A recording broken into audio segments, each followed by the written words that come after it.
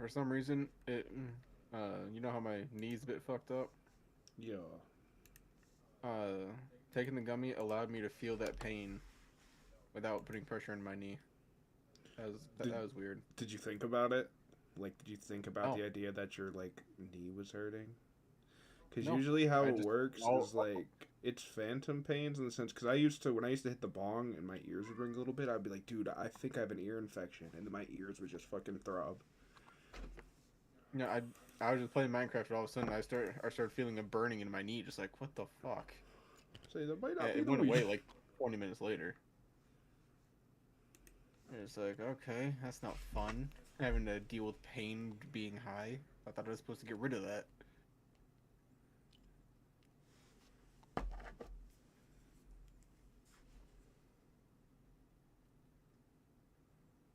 I finished the husks.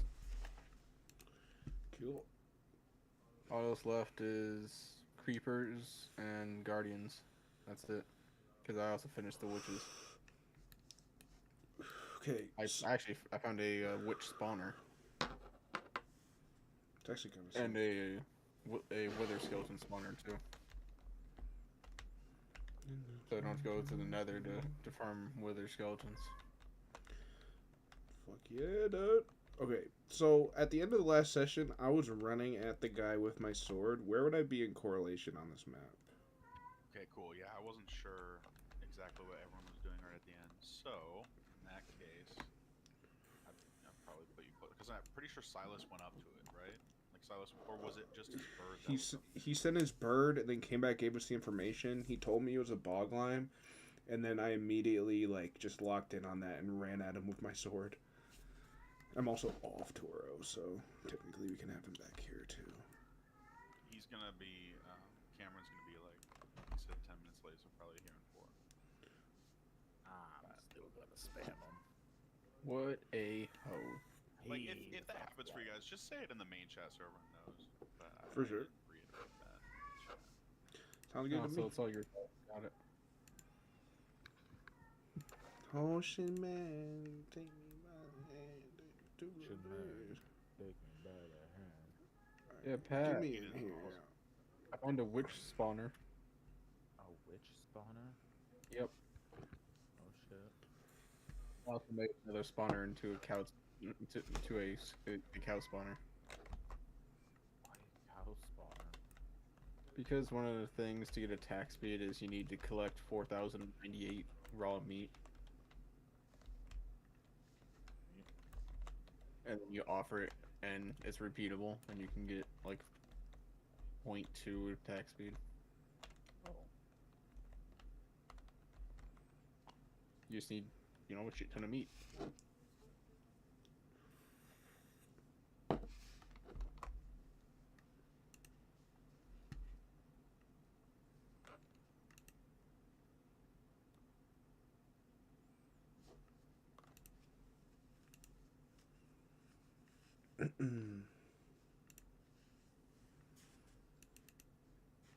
Bonus action.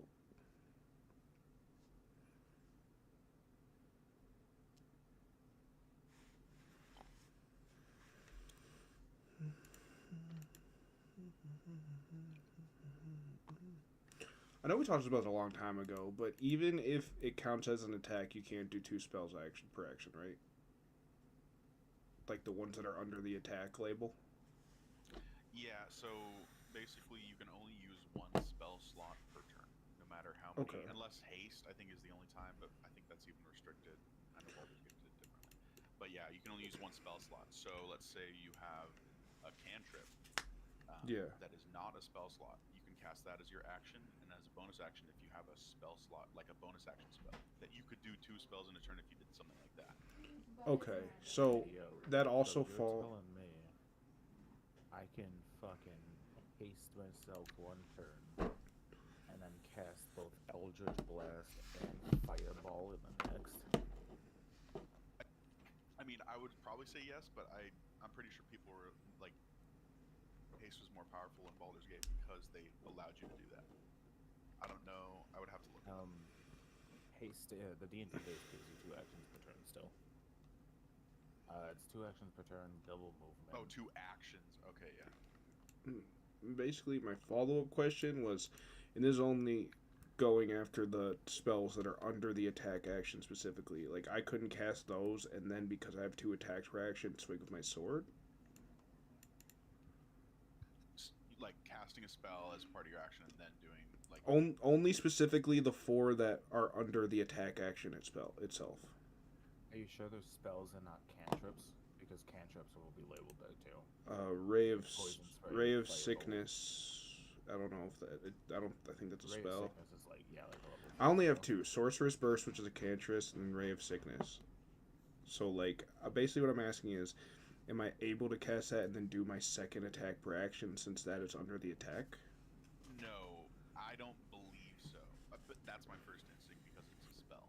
The spells it'll are be 2 different spell than slots it's a per different turn. action. Like an action is casting spell or like casting spell or using a melee weapon. Okay, because, yeah, that's the only thing, because, like, it's just very specific, because I have a couple spells that go under my attack action, so I wasn't sure. I don't know if that was like a change from the new book, but I have no clue, because, like, from the start, I've had these, like, under here, so I just wasn't sure what would be the difference of them being why are they an attack action then? take a look. If you want to, you can just look at my sheet, then attack action. Let me look at your sheet. Because that's how, like, obviously you know more, but that's how I took it, is that it counts as an attack, so I could do that and then just do my follow-up attack, even if I couldn't do both the spells, like Sorcerer's Burst and Ray of Sickness. No, because it's a spell that's an action time. Like it's a casting time of 1 action. Okay. So that is like that's a separate action. Okay. Both of those are. That makes sense. I don't know why they display there though. Yeah, I don't remember. I'm gonna look for my features. I think I know why. Because these 2 spells you got from getting Sorcerer, right? All the other ones are Yep. spells. The Sorcerer spells are the ones right here. Okay. You would That have makes more sense. here if you had more Sorcerer levels, I would imagine. Okay.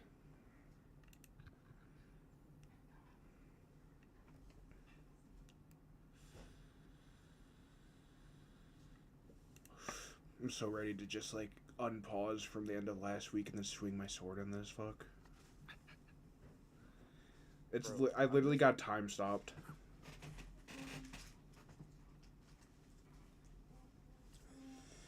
And I just mention, remember being you guys can. skeptical as shit. If I forget to mention, you guys can too about the thing you've been brewing with all the ingredients. I have an effect, so Okay. if I forget to mention it, just yeah. I'll try to bring it up next time we look at Crackpot. I'll put them on the map too. So. Yeah, Crackpot. I wonder if I'm gonna have a son or a daughter.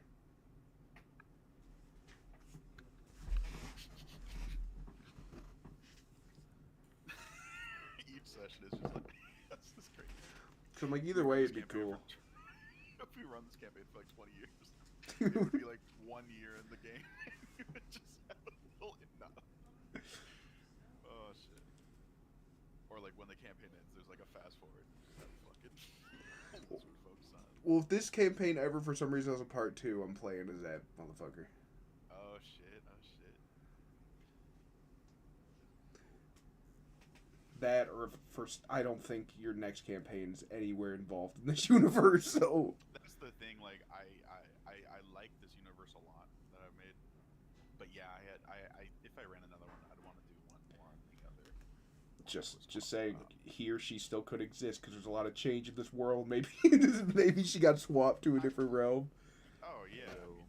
Hey, It yo, allows hey, it's like the multiverse. My- Fucking bullshit change God. my god took over, changed the universe, and now it's the other campaign. He is, or they are, the god of change. Yeah, I was thinking about doing like a one shot or like a few shots of like a taster for the other campaign I was brewing up. Because I have a lot prepared that I ran already that I would probably just alter a bit.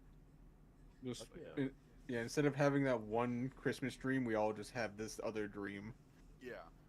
or it's literally just you're a different guy. Because it's that's like another guy that goes to my work that plays D&D. He's in a group that does like 3 different campaigns and like switches them out. All right, Cam. What door do I gotta slap and burn? My bedroom door. Okay. Leave it outside. No, I'll take care of it. Oh no, it's still on. You'll have to take it off for me. Oh, that's fine. I got tools. Bro, I'll rip it down like Shaq. All right, and we are all here because we can get it going. Yes, Oh, sir. shit. I guess I should launch TS. Is it the old music? Combat will start right away. So Yeah, let me launch this up real quick. yeah, let me invite. It's probably the link didn't work. It worked for me and just scared the fuck out of me. Jump scare. Ancestral fire.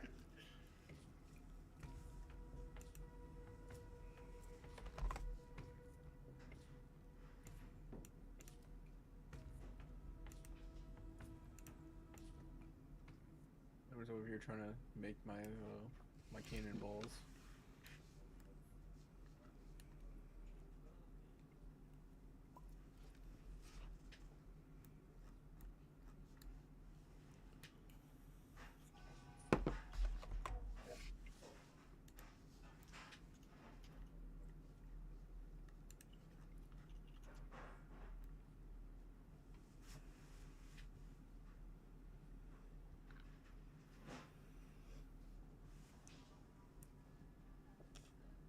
I kind of did it last week without confirming.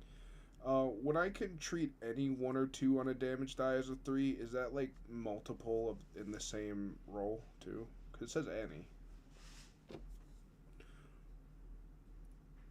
I feel like that. Treat I don't know. any one as a 2, 1 or 2 as a 3. Is that? Yeah, so when you roll damage from attack make of a melee weapon that has 2-handed properties, you can treat any 1 or 2 on a damage die as a 3. Yeah, I mean if it doesn't say any restrictions. Okay. About once per turn or something, I would say so. Those are all me questions.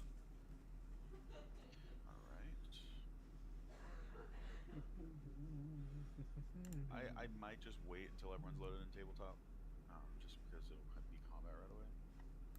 I'm loading it up right now. Yeah, no, It you're just good. always takes me a minute to load all the assets. Yeah, it's all fucked. Then I'm gonna have to sit here for a minute while everything else loads in after I click my color, because for some reason it won't load it until I click my color. But I can't click my color until it loaded. It's fucking weird. I think I was the only one that stayed back near. I didn't go too far to it because it's a fucking massive bog line. I was running directly in. Yeah, I know. Who was the one? video- Only one of us saw shore. I think it was Tommy. He gave me the information from the owl, and then as soon as he told me, without even question, I just ran towards him. To take So a the last slice. perception check, it was Silas that saw it.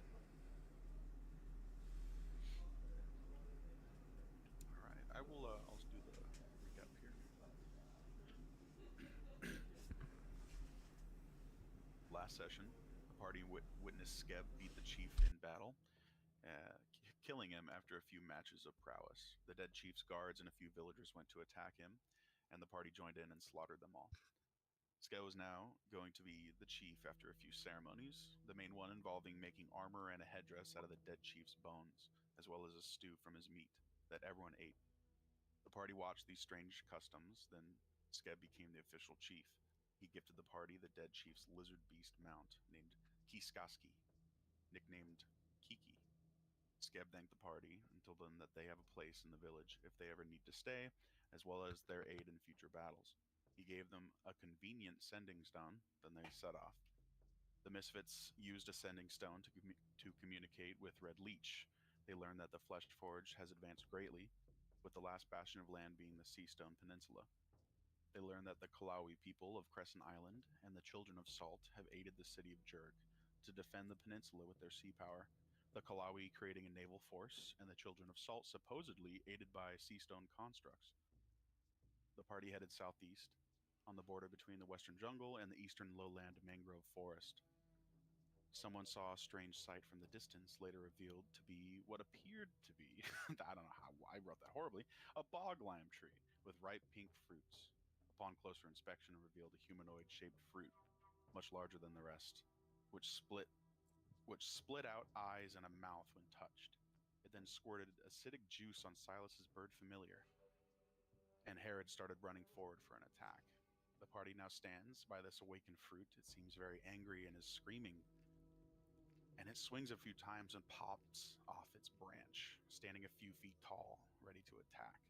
Everybody roll initiative. Herod, you can make an attack right now. Okay, do I still roll initiative right now? Yeah, you can roll initiative, but this will just be like a surprise attack round. For sure. Okay. I'm going to, as I approach him with my might, I'm going to swing with my Flame Tongue Greatsword. Dirty 21 to hit. That'll hit. Shadow, can you roll initiative? Yeah, 1 sec. Let me roll damage. Just Cool. Shadow just casually talking back. Okay, so first, this is physical damage. 2d6 or 9 for physical. I'm going to convert that 2 to a 3 for 9 fire damage. And then 9 fire damage? Yes. And then I gotta roll one more for the divine bullshit. Going to also convert that to a 3. So 3 light damage. Why can I not think of Force? whatever divine, yeah, radiant. When you attack, you notice most of the time when you cleave into somebody with your flaming sword, you notice some of their clothing or their skin getting burnt or scorched, sizzling. You notice when you strike in, you do cleave in, and that is slashing damage, right? Yes. Okay. You notice that your blade seems more effective, but the fire doesn't seem to affect it at all. Interesting. As you slice into this large lime. Get limed. Okay. All right, and that will be your anything else for your surprise round if you wanted to make any movement. No, but I was gonna ask, do I still get my second attack for that, or no, because it's a surprise? If it's part of the same action. Yep. So I'm gonna swing again. That'll hit. Roll my damage. Oh shit! Sorry. Gonna turn that 1 into a 3 for 13 normal damage. 2d6. Gonna round that up for another 6 fire damage. Turn the 12 2 into damage, that. I think. It doesn't matter. Then 1d8 for smite. 3 radiant. And then that is that. Next is the awakened bog lime. It stands stocky with short, stubby arms and legs. Still the shape of a lime, but much larger than any you've ever seen, with its squinty eyes and flat mouth peering angrily. It opens up its mouth and you see its body kind of squeeze, like becoming thinner vertically, as acidic juice sprays towards you, Herod. Let's see. 20? That'll hit. Hits. Okay. 18 acid damage. Yowza. And make a Constitution saving throw.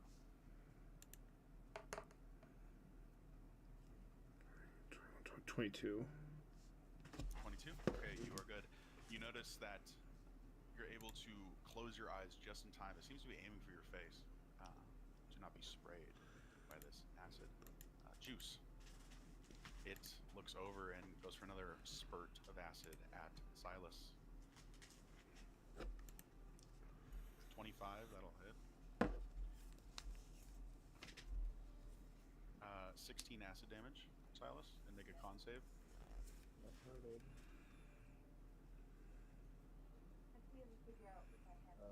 21. Okay, you are good as well. And it will make its last spurt back on Herod with a nat 1. I'll roll a d20. I spit in his mouth. You got a 5. You notice as he squeezes, he accidentally shoots out one of his seeds. That sounds really bad. But it falls onto the floor. He seems damaged by that. Okay. Like pretty large pink lime seed. Okay. All right, and then its turn is going to end. It's going to take a legendary action. Okay.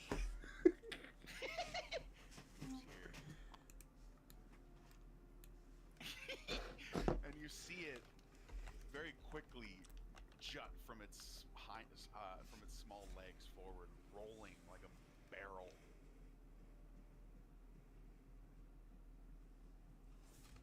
Right through Herod and at Toro. Toro and Herod, please make a strength saving throw.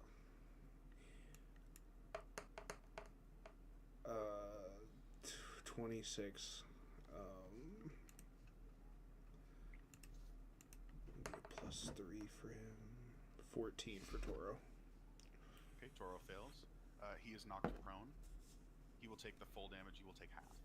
It's 16 bludgeoning damage. Toro takes 16. You take 8. Okay. And then with its...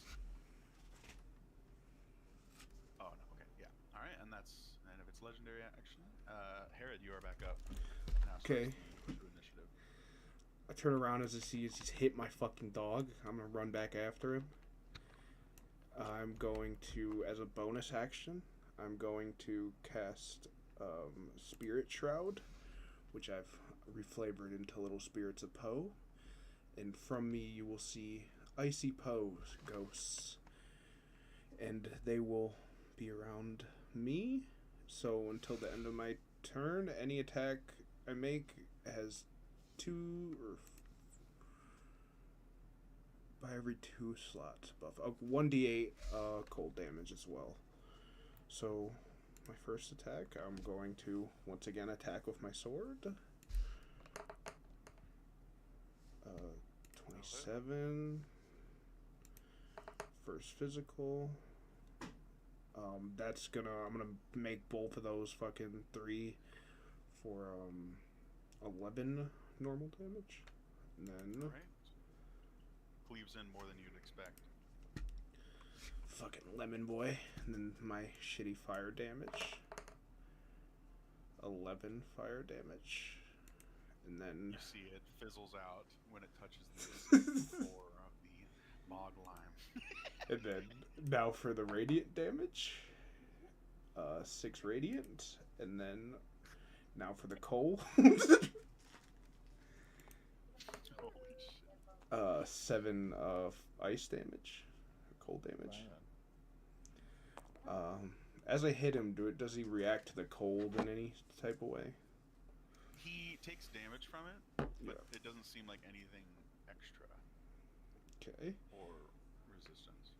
For my second and last attack per action, I'm going to swing again. I'm going to channel divinity and make that a +10 for a dirty 21. I'm going to roll for damage. Make that one a 3. 11 physical. Making both of those 3s for fucking 8 fire. Now for divine, 7 radiant. Then could make that a 3 for 3 cold damage. And that will be my turn. Okay. Next is Silas. Juicy fucking hits, chat. Juicy fucking hits. Sorry.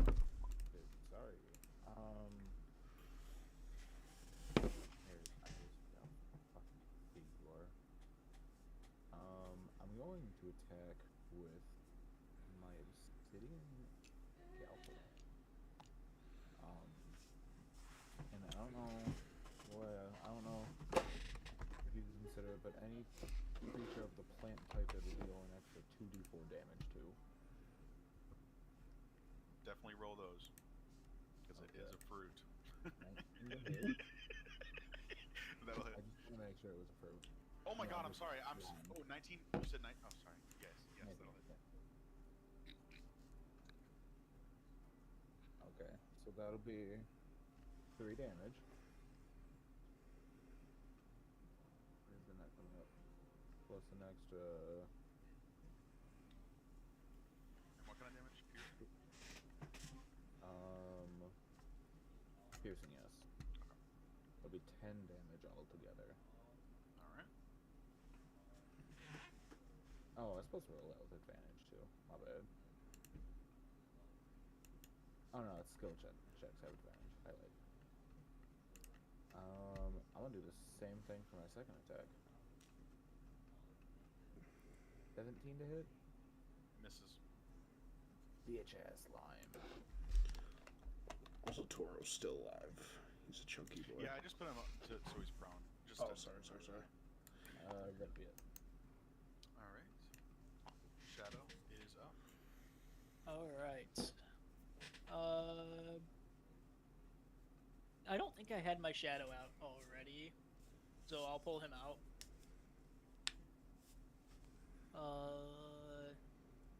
And we're gonna do Meat's favorite thing and attack him like 9 times. Alright. I mean, this is a boss game, so. Okay. First attack with the rapier. Be a 21 to hit. That'll hit. God damn it. Oh wait, I can reroll once, I think.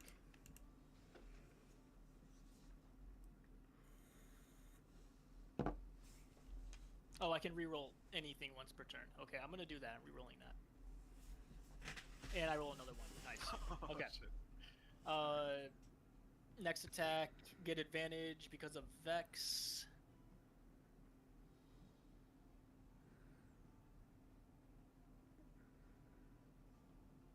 Another 21.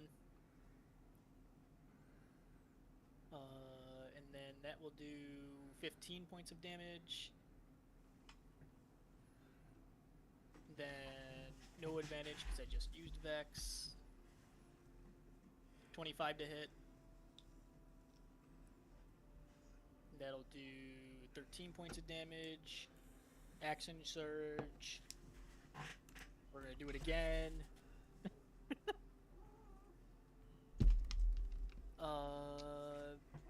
I have advantage on this attack because of Vex. 28.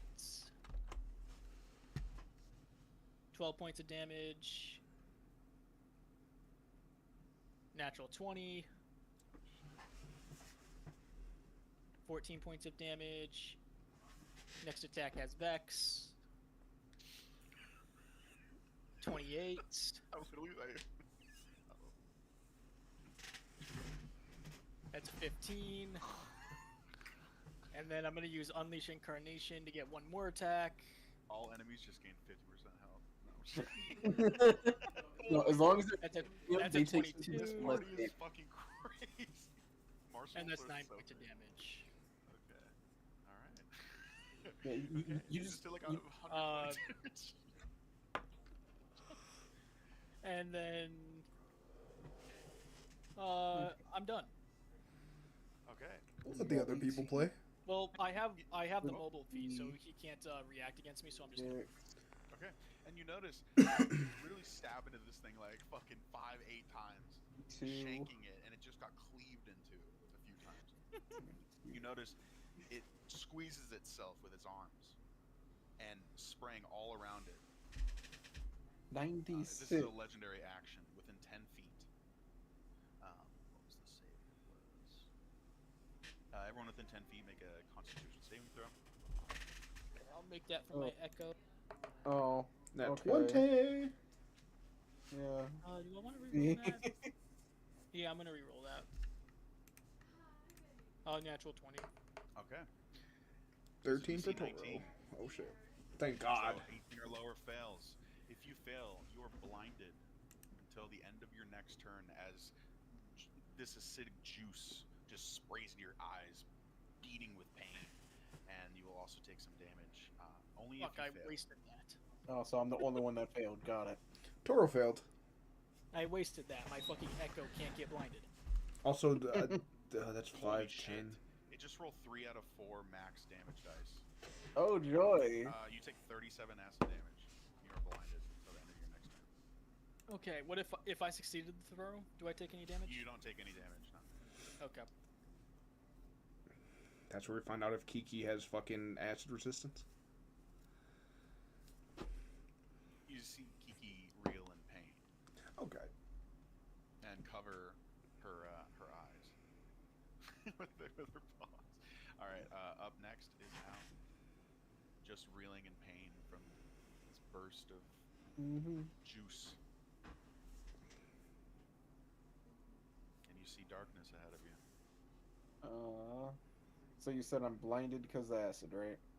You're blinded because this acidic juice got in your eyes. Yeah, just for 1 turn. Okay.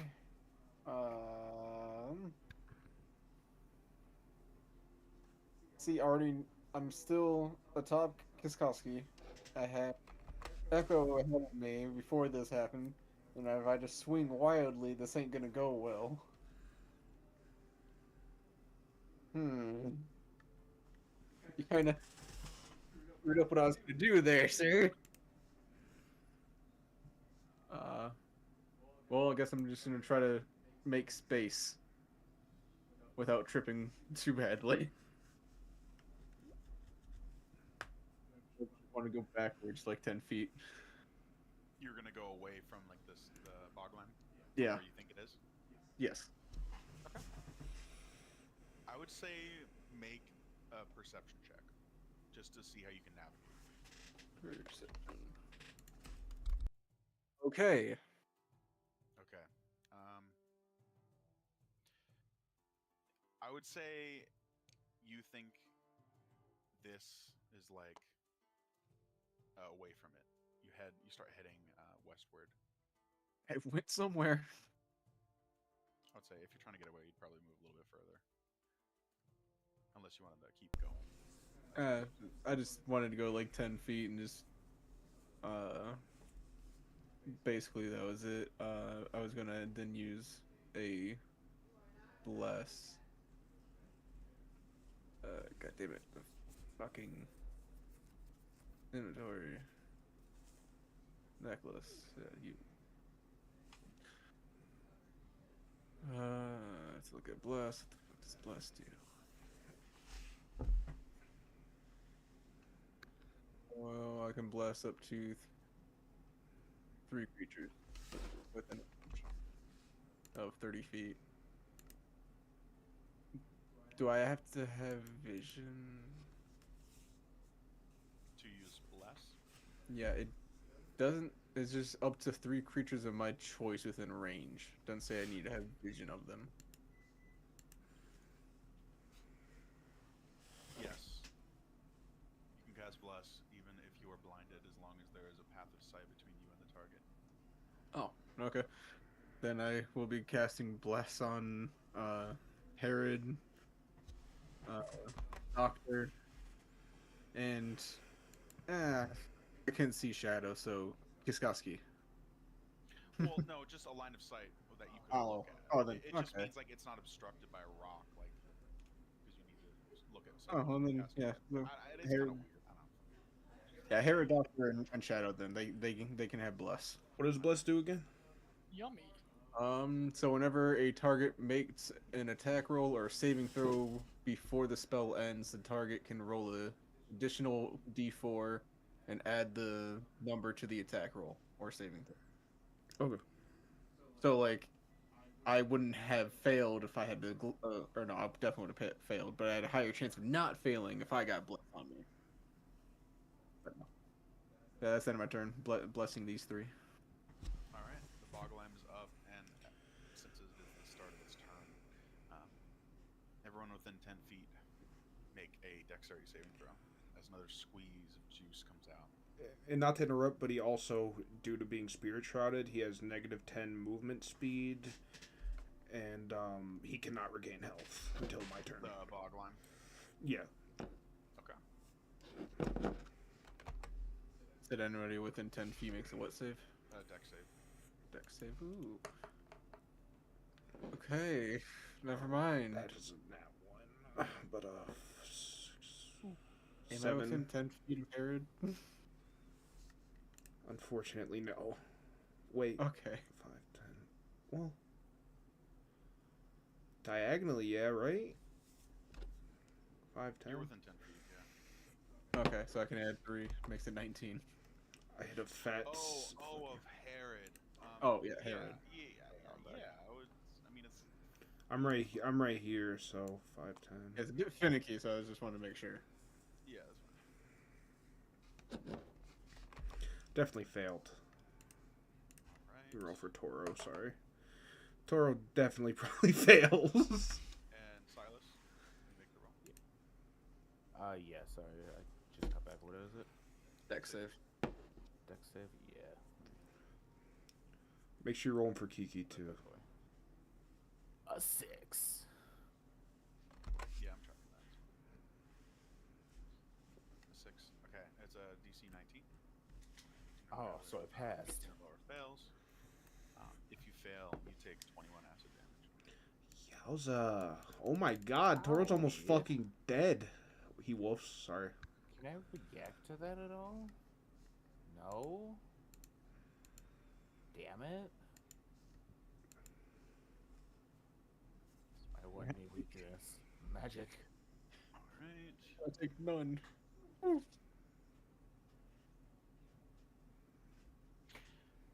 It is going to now take its attacks.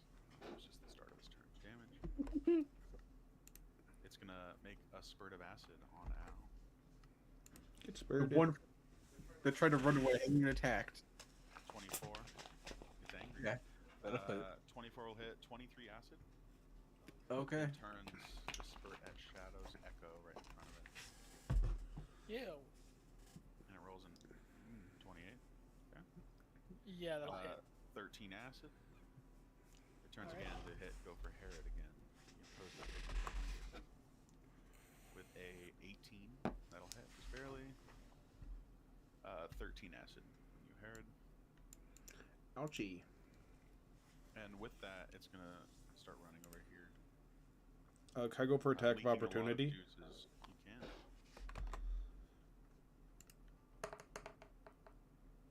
22. 10 fire.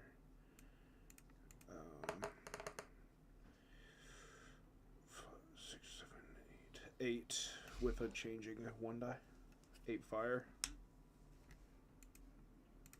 Sorry, I hate roll. I feel it's not embarrassing, but I feel bad having to take so long. The 3 divine, 3 radiant. I mean. Alright. Up next is Herod. Okay, I'm going to. Can I do Toro's turn? Because he can go before or after me. And did you do the rolls for Toro? Or Yes. the spurt? He's got fucked up. He's almost dead. I'm going to use his movement to stand up, and that'll be that for him. I'm going to move here and then use half of my movement speed to mount him. And then I'm going to attack Mr. Boglime. 22 hit. Assuming his gen. 11 physical. That's going to be 5, 6, 7 fire. 5 radiant, and then ice. And 7 ice damage. Follow that up with some more swinging. That'll be a 13. Probably misses. No. Yep.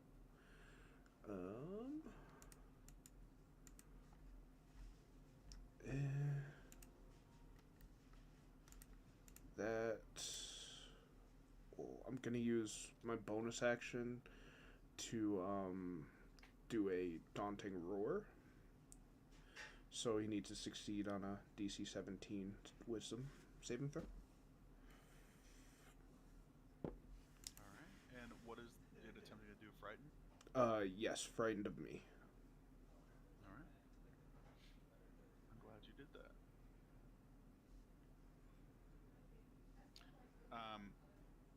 You notice, I don't even have to roll it. It has a special ability. You notice that you attempting to instill the emotion of fear in this creature seems to invigorate it with even more rage that overpowers it. It seems to move a little bit faster. Okay. That's my turn. Plus you're up. Righty. I'm gonna go 5, 10, make. Okay, cool. From here, I'm gonna hit that motherfucker with something I ain't used like ever. I'm gonna hit him with some Eldritch Blasts. 16 is going to miss. Yep. Dirty 20. What? Or 8 damage. And I don't think I have really any Eldritch Blast thing. None of that. And I got one more blast. 12 will miss. That'll be it. All right. It is going to take a legendary action. It turns and sprays an infused juice spurt. It's filled with red rage energy at Herod. Okay. 26 will hit. Yes, sir. 18 acid damage. And roll a d6 for me.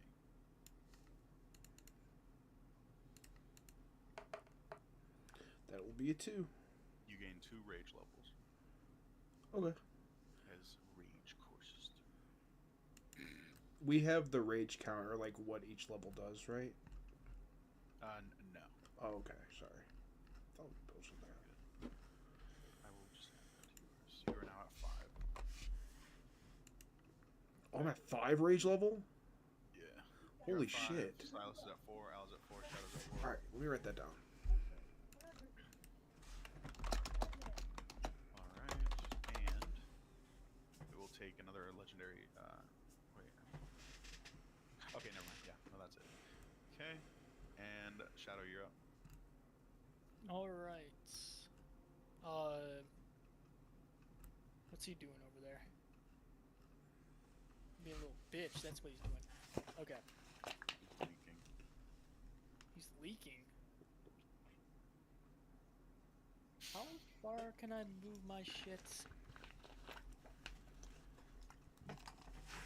30 feet. Okay. I'm going here. I'm bringing the shadow here. Well, the mimic, Echo. I'm just gonna beat his ass.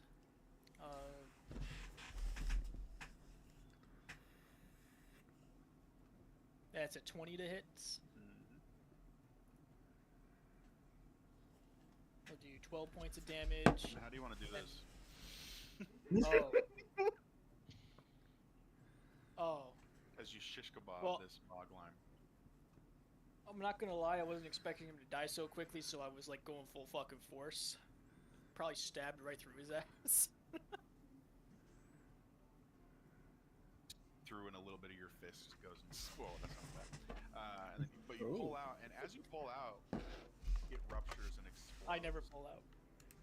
Oh, you never pull out. Okay, so your arm is inside as it explodes. More damage. Okay, I pull out. You know, you take 1 damage. Oh no! You take 1 d100 damage. Roll some dice. saves. Oh, God. That'll be a 13 for me. Roll Hold Okay, on, I'm gonna re-roll that. Technically, it's a 13. You know what? That Yeah, was I'm even gonna worse. I'm using my inspiration to roll mine too. I failed. Toro rolled a 16. 19. I'll take it. I should have put bless on myself. Oh, we could add those. No, holy shit. It's just a +4. You use 1d. Roll a d6 and add that. It's a d. Sick. Right? Yeah. It's a d4. But Oh, fuck. My bad. I'll still take the 1. Yep, Yeah. you get a 1. Okay. All right. Once again, it is a 19, so 18 or lower fails. If you fail, you take full damage. If you succeed, you take half. The full damage is 48 acid. As it ruptures violently, you see wisps of dark red rage spread about too. Everyone make wisdom saving throws as you come in contact with this energy. Finally, something good. Natural. I can't do anything right this already. Shadow, My you lose 1 rage level. Yay! Roll a Roll 9. Roll 29. What was an at 20 then? Okay, yeah. Okay, so Herod, you succeed. Al and Silas, you fail. Both of you guys roll a d100 for me.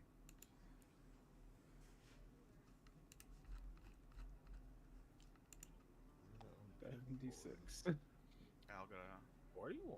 all out 76. Yep. Nothing, you just feel subtle warmth of Vashi. Mhm. And 41. You feel the spirit of Vavashi cause a burning frustration within you. You get +2 to your level. Silas, you are now at 6. Carrot, you're at 5 rage level. Silas, you're 6. Al, you're 4. Shadow's 4. Just you guys.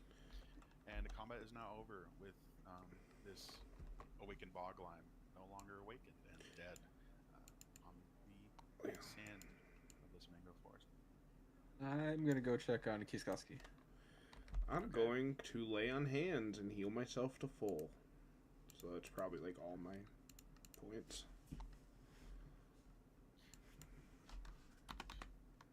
You come over to Skiskoski and you do see a few like burn marks from the acid, but she seems not super overwhelmed by it. She was a bit away from some of the bursts that she was able to avoid. That's But good. she is licking her paw that has a burn mark on it. I am very, very lucky to be alive. There's a lot of high damage shit that I got hit. that I got hit by. And blinded, like you're just now coming and seeing everything after getting fucking burned like 4 times. I couldn't even do anything. I didn't attack, and it still attacked me, blinded me, and then attacked me again. You were just blind while slurp juice was getting shot all over you. Alright. I'm so sorry for that. Since, oh, sorry. Alright. Sorry, no, you go. No, I wasn't even saying anything important. I was just going to say that as soon as I lay on hands and feel better, I'm going to go to the area where he came from, and then I would like to do a search action with the skill being survival to look for bog limes. Alright, survival check. I rolled that one. Okay. Roll a d20. Another fucking guy pops out. Sick. Let me roll that. Rolled a 16. Roll the nat one looking for bog limes, but it is literally just like hanging fruit right in front of you, and you saw before. I will say that you just have a tough time seeing if you. It's hard for you to tell based on the hues which ones are ripe or not. But there are 24. Okay. But I'm not just I won't tell you, like, you won't know if they're good quality unless someone else confirms or not. Since this has been a long time coming and I see that there's a shit ton, I'm grabbing the first one I see and taking a big ass bite even through the rind. Okay. Let me roll here. Imagine they were just poisoned this entire time and he was just fucking with us. Okay. You you grabbed one that was a bit of a darker pastel pink color, and you bite into it, tasting the extreme bitterness of the rind, and then the extreme sourness from the inside. But unlike limes or lemons, it is a tinge sweeter, even a little bit salty.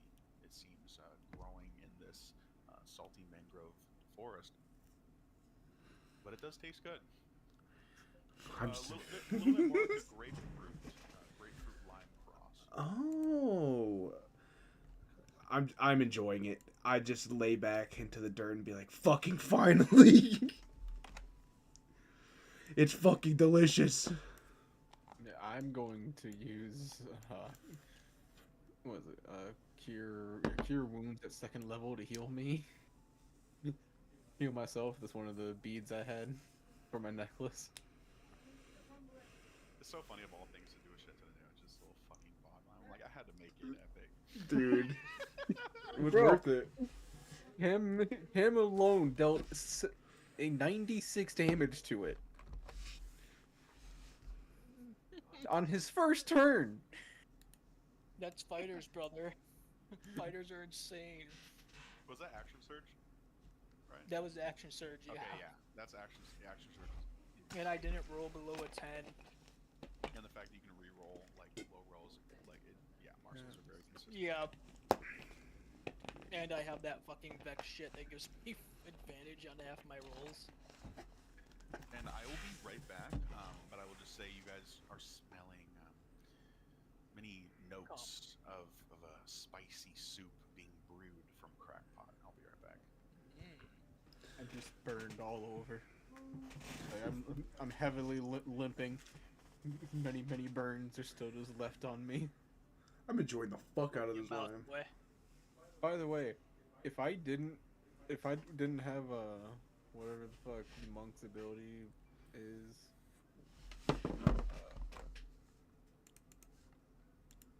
there's something to prevent or to have half on dex related ones.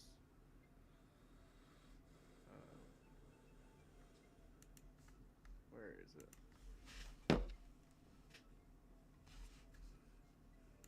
Features and traits.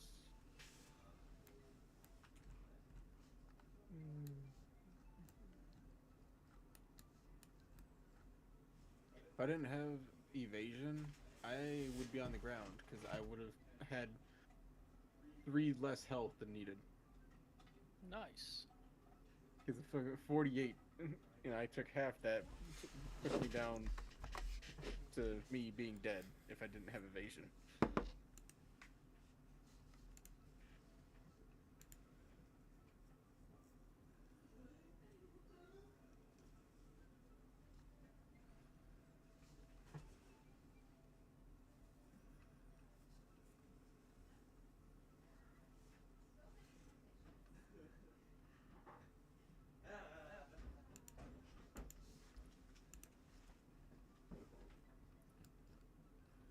Sorry.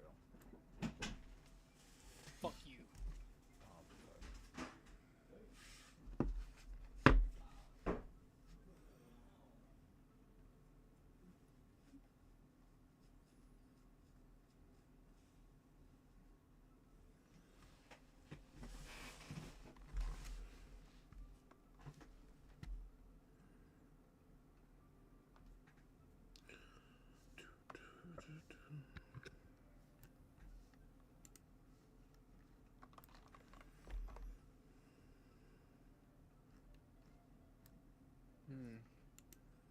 Should I take it to the gummy now and then probably hit somewhere around the end of the session?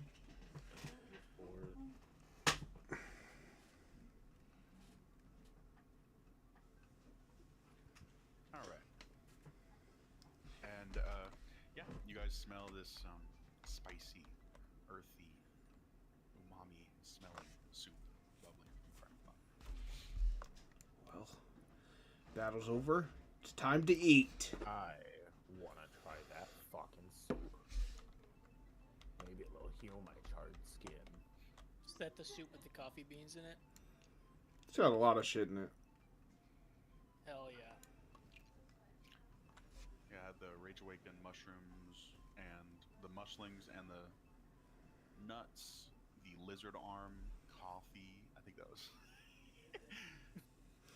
Mushrooms, yeah, spores, every fucking thing's in this. And it's a deep burgundy color, pretty thick. And you see lizard folk arm bone floating in it. Nice. And you guys are having it? Or who's having it? Mm-hmm. I'm Yep. gonna take Shit. me a I'll big take old some. mouthful of it, yo. We are eating that shit. Maybe it'll heal me a little bit. Alright. As all of you guys dig into this soup, you feel an extreme spiciness travel down your mouth and a tingle of frustration, a familiar feeling being exposed very recently even to this rage energy. Everybody make a DC wisdom saving throw. Oh joy. Not DC wisdom, I would just a wisdom saving. 18. I'm gonna roll like shit tonight. God, what the fun? Okay, I love when I'm not Silas, in battle. I do it. Silas and Shadow, even with the bonus, you guys fail. Both of you guys roll a d4. You know, what if I Puke, just said aren't I? no? Then you roll a d8. Okay, both you guys gain 4 rage levels. God damn! And What the with fuck? that, But this one's like, what, 10? They fucking explode. and with that, you feel this course of rage just flowing through you. It was just melted down like generations of mushling rage in this soup. But with that, all of you guys feel more of an alertness and slightly jittery. You guys have advantage on initiative, and you cannot be surprised. You don't know for how long. Nice. Until the day I die, hopefully. So, well, that could be any time. At this world. Exactly. I'm pretty close right now. I am going to use my idol to remove 3 of those fucking rage levels, because goddamn. I'm just gonna stand there angrily. Staring at the sun. I'll fucking get you one day. Is the pot now empty? Like, do we eat the soup? There's more there. Anybody got any jars or anything to bottle this? I got something I kind of want to do. And it doesn't involve cooking. Oh shit. We have reached a special benchmark here. Silas, you hit 10 rage levels. Oh, fuck. Is that the first time? Roll a d100. But again, what if I just said no? D500. 38. A 38. He's gonna die. Okay. I won't say I'm gonna keep you guys in suspense for a little bit. But you, at all moments now, anytime you talk, you're angry. Any other emotion other than anger is near impossible to feel at every moment. You notice that your vision is tinted a deep red. And That's fucking cool. but at the same time, the heat in this jungle land, the humidity, seems lesser. Not the humidity, the heat. I will say that. You make note of that pretty quickly. And it's nice here, but fuck you guys. Hey, that's not nice, Doctor. Oh, I'm El Stupido. Sorry, go ahead. And every now and then, Silas, you have your glowing green eyes. Every now and then, actually, I'll say for the most part, like when you talk, your eyes will change to a deep red. Fucking pissed. I actually have a jar, so I would like to jar up the rest of this soup. And then anyone can hold on to it, but I'll carry it for right now. Once the soup is cleared from the thing, I would like to sign to Crackpot to try to get him to attempt to reopen the portal that he did before. to lay on his side and try his hardest. As soon as you do that, you see Crackbot expand very quickly to its immense size as before and tips over, knocking away a bunch of sand and water. Okay, guys, so he could just fucking do that. That's a thing he has Well, at control least over. he's fucking useful. I'm going, since there was, you said there was a dozen limes, I'm going to grab one more, and I'm going to attempt to harvest the seeds from it after I rip it open. Okay. Yeah, make a survival check or a nature check. Nat 20. Okay. You can harvest every single seed in there. I'll say this specific one has 7. Okay, as I hold out the seeds, they said they wanted us to have this little riddle about making a new world. I'm starting with a fucking lime tree, and I'm gonna go into the portal. And you can put yourself here as you enter. Oh yeah. If you wish. If you guys want. I will be keeping this map here as it's something you can travel back to when you wish. Just to signify whatever new world this may be, right in the middle, I'm going to plant these seeds and water them with my water skin. And you're gonna plant all 7. Yes. I guess further enough away they won't turn into a giant fucking tree, just so it's kind of like a circle, Sure, actually. Yeah, you okay, so you plant them in a circle in the middle of this area with enough space to accommodate the size that you had just seen of this bottom of the tree. Okay. So And with the nat 20 you successfully do that, and you plant all of them, water them. And yeah, I will type that on here so we can remember it. Those are there. It's always a breath of fresh air coming in here. Is there still acid from this awakened bog limes chilling on the ground anywhere? Yeah, a lot of it is seeping into the sand pretty quickly though. Okay, I want to hurry up and try to scoop some of it into first my syringe, and then if I get any more, a glass vial I can hold. For the fucking boys, rip that shit, pussies. Yeah, just suck some up, put it in, just fill up my syringe with it, and sell it. Just basically use it as a container. Sure, just make a dex check.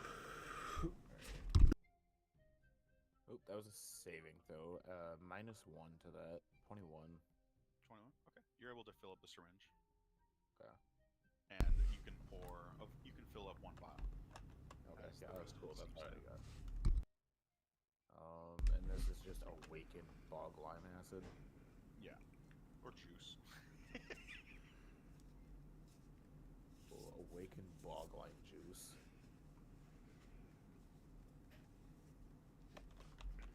Oh no, I have a bog lime syringe now.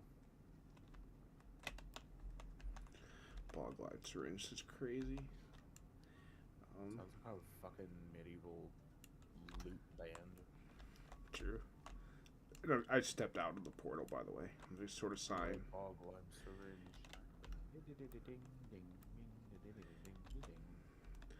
Crackbot will stay open for a bit unless he sees you guys start moving on. Then he'll close up. Started a new life in there. I think if it's anything like this world, they should see some growth. Oh. Alas, boys, what now? I could go for some healing Oh, or a rest. Either works. it's probably not the safest place to rest. I will cast at 4th level. Or how hurt are you? How are you feeling?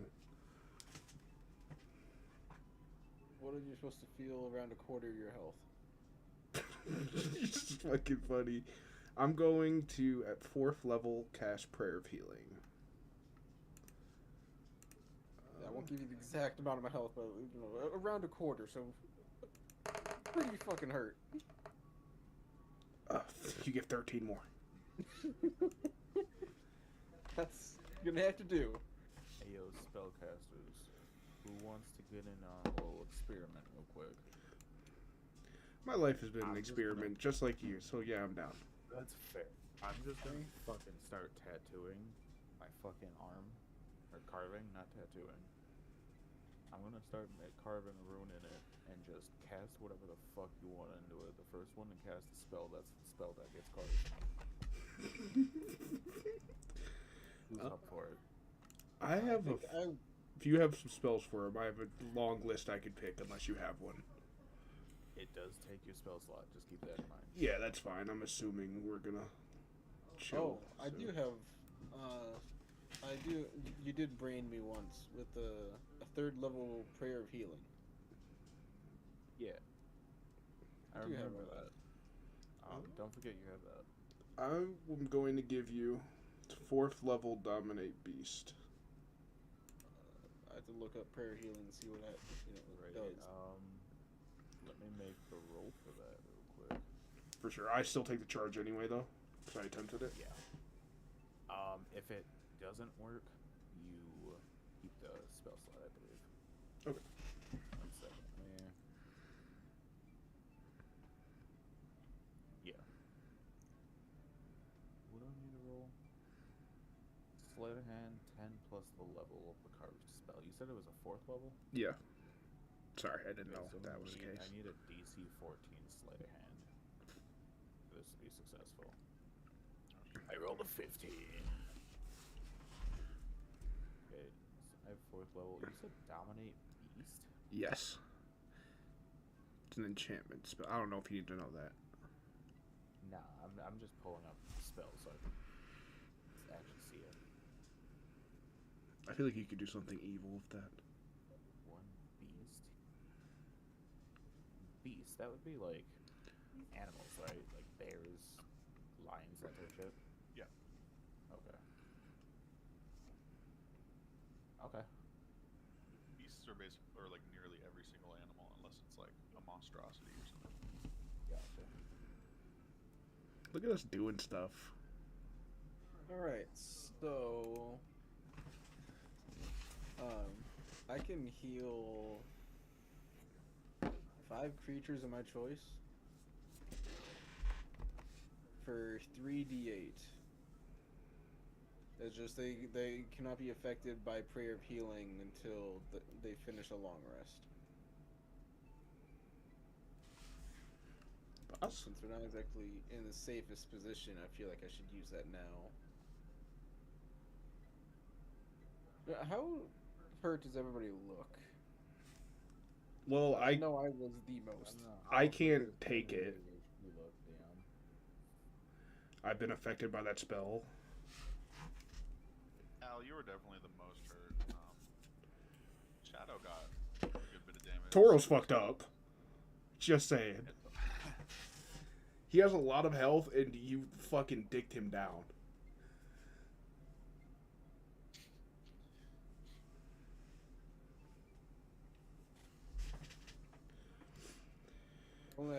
If only I could stack it to just heal like one person 3 times. I wish. I mean, I'm still under. I'm still above a quarter, so I think everybody else besides Toro is pretty much fine. Toro's gonna whimper at your A feet. little hurt. I will say that I'm kind of hurt. He just looks up at you with his big ass fucking smoky eyes, and you don't know if he's begging for death or for life right now. Now, would I know that you cannot use, or you cannot get healed from the spell? No, because you're a monk and you probably have no idea how the spell actually works. It was just tattooed on me. I Yeah, don't even so remember if you guys. you wouldn't know all you that. guys said was told me the name of it. Well, does it give you? Do you know the like? Do you mentally, subconsciously know how the spell works once it's tattooed on you, Pat? Never really gone over it. God. It just uses my spell slots. Like when you cast it, it's not gonna take a spell slot or anything. I don't think it would give you like it lets you like if you had like hear thoughts, detect thoughts, or whatever. You'd be able to do that. Obviously, you wouldn't really understand how that works. Okay. I don't know. Yeah. Like I don't think it would educate you on the properties of the spell. Probably as much as the person tells you, right? Yeah, like it just gives you the ability to cast it. I Yeah, don't you think know, it would be on that. They're more so like spell scrolls in the sense of how they work. It's just a rune basically that corresponds to a spell. It's just instead of parchment or paper, it's on your skin. So I would say no as well. It wouldn't really tell you unless the person who casts the spell tells you. Alright, well then my question is, how hurt do you look, Herod?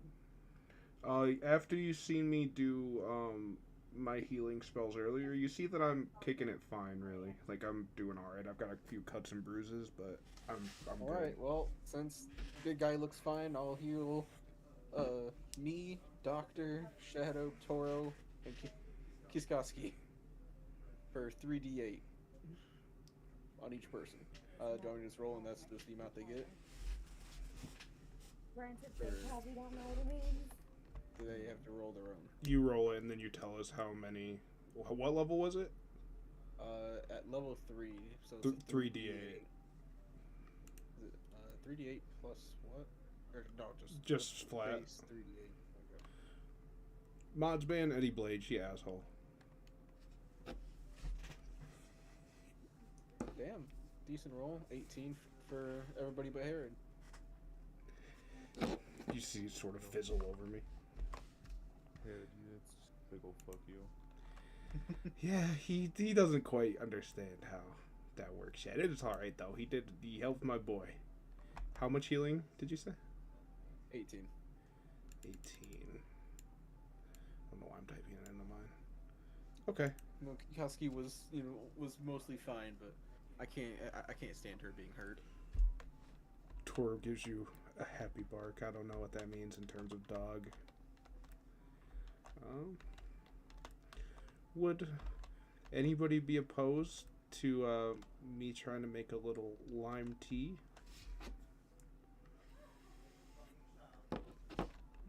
I say that with the utmost confidence, even though I have no idea how to make tea. Does anybody have any spices, per se? I mean, I have glowshroom spores. You know, that might work the same way cinnamon would. I'm going to... I'm just out here. I said earlier I wanted to cast more spells, and I'm just doing it without thinking about it. I'm going to do create food and water. Can I just choose for there not to be food? You can choose to create food or water, I think, as well. Yeah, you don't have to make both. So I'm just going to cast the water into Crackpot. I don't want to do this nasty water. I'm gonna grab per se. I'll say 4 of the remaining 8 or 9 limes, and sort of not meticulously, but just using my claw, cut them into strips, and then put them into the pot, and then sort of nudge him over to Doctor so he can put whatever he wants in it. Alright. And do you put the spores in? Yeah, I'm gonna put a pinch of the spores. And you said you put the lime juice in? Yeah, and the limes itself. I just sort of cut them. You know how they kind of in the slices, like long slices. Into the water. Yeah. Okay. For sure. And you you pour the glowshroom powder into there, and Crackpot starts to boil up, a low boil, and he stirs for a bit. That'll be done. Exactly. Well, I know we totally didn't question, and I sort of ran in there and just started fighting that guy. It might be a problem that the limes are turning into monsters. But that might just be me, though. Definitely a problem. So I guess keep your eye out. Oh, I have an idea. It's not a big idea, but can I just look at the water that he was by to see if it might be tainted in any way? I was just about to do kind of the same thing. I wanted to look around and see if there's any more strangely large limes around. Join me, Watson. Sure, you guys can make perception or survival checks. I'll do the survival. Or survival? Yeah, whichever one. What the fuck? Bro, I feel that. That Aaron, one. you were not sure. You've never seen a mangrove forest before, so it's a bit of a confusing terrain for you. Silas, you do find another boglam tree a bit down the ways to the northeast, but that's it. You don't see any other enlarged ones. Okay. I'm assuming it's safe around here, at least for the time being. That's good.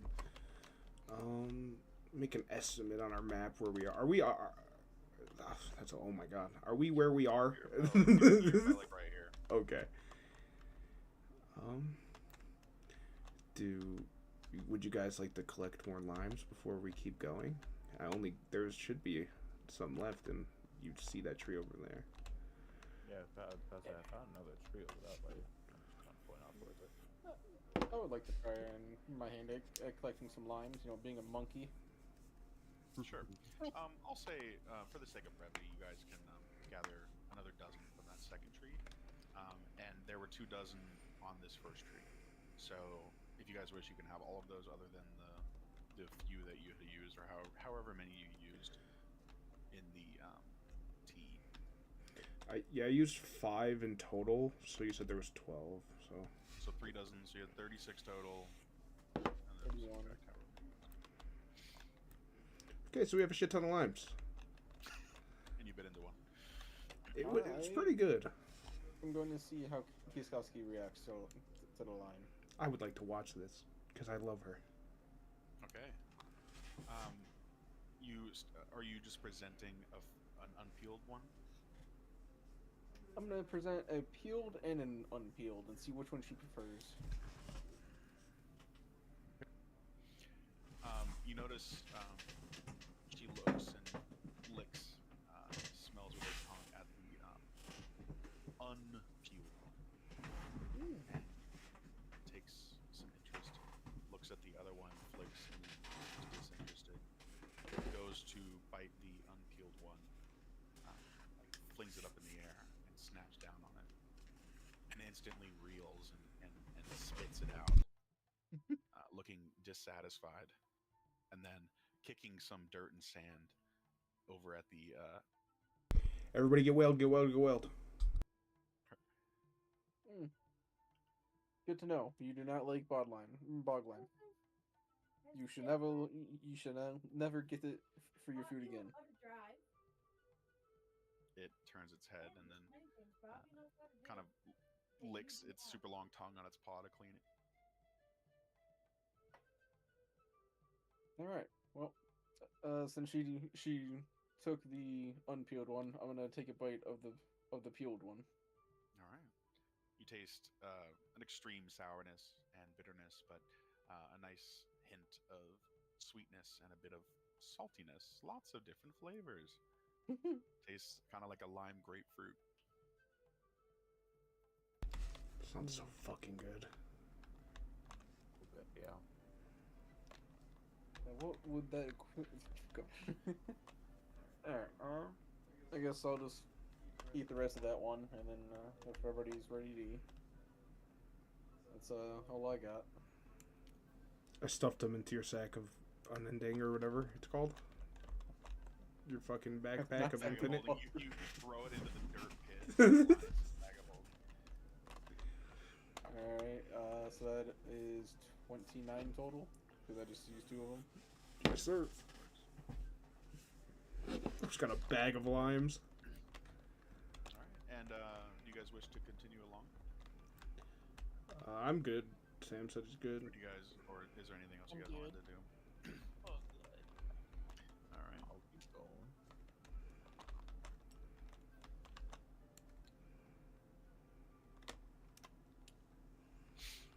Okay. You had left the Lizard Folk Village in the morning, I believe, and this line is basically days of travel in a regular area. This is a jungle, although you guys are traveling on like the outskirts. So I'll say actually it's not as difficult to travel because you're kind of in between these 2 biomes. Shout out Skib. But yeah, you travel along this pathway heading southeast. More of Mazatlan disappearing to the north as the jungle starts to overtake again. You see kind of the end of this mangrove forest to the east. And there's one thing that you make note as you head in between these biomes. To the southeast, literally in the direction that you were heading towards, you do see one large canopy of what looks to be a much larger tree towering over the others. Similar in size to the Nobo, like mother tree that they had. They had, emphasis on had, burned down.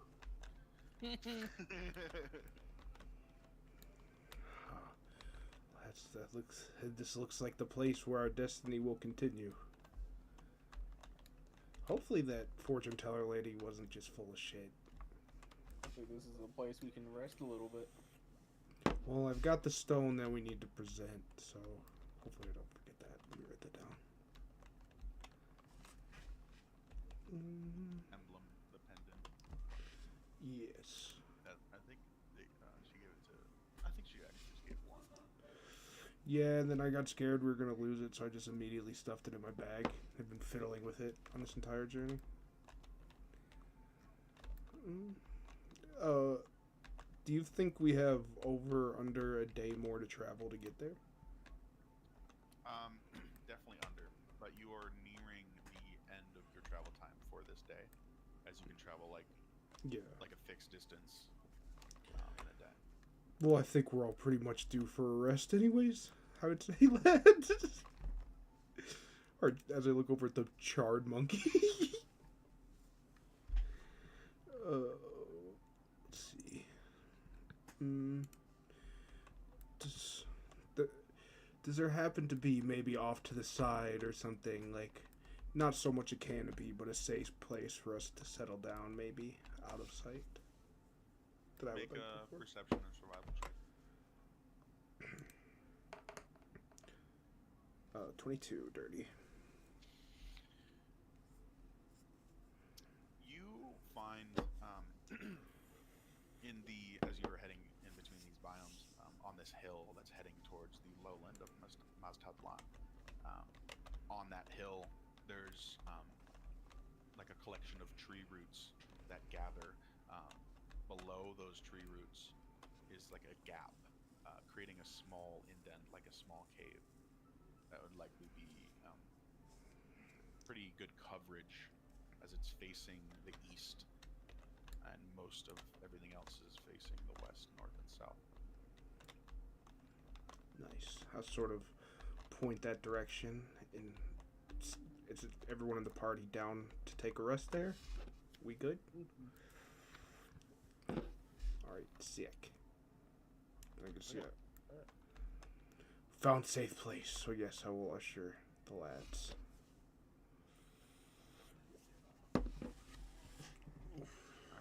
You guys can take a long rest as you guys sleep in this little alcove. Much needed.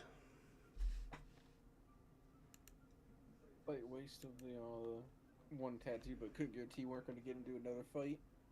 Needed health. That is true. You never know when death's around the corner. Who is third on watch duty?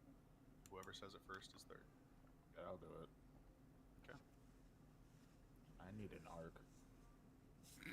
My arc is getting burnt by the sun. Never mind.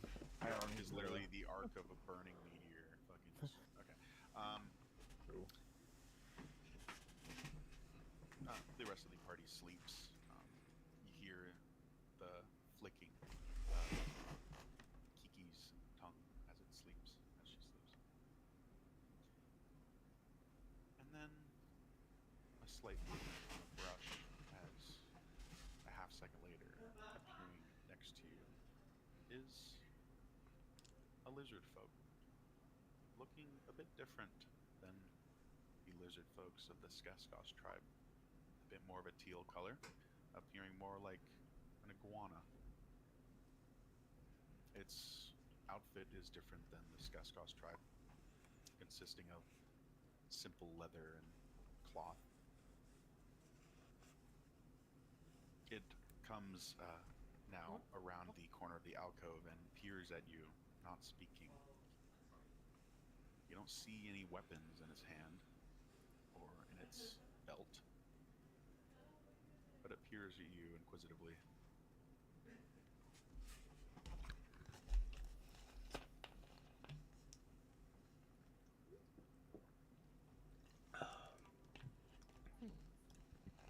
This is Silas. He's on shift. Bro's missing his arc that he wanted. Oh, sorry. It's been a busy day.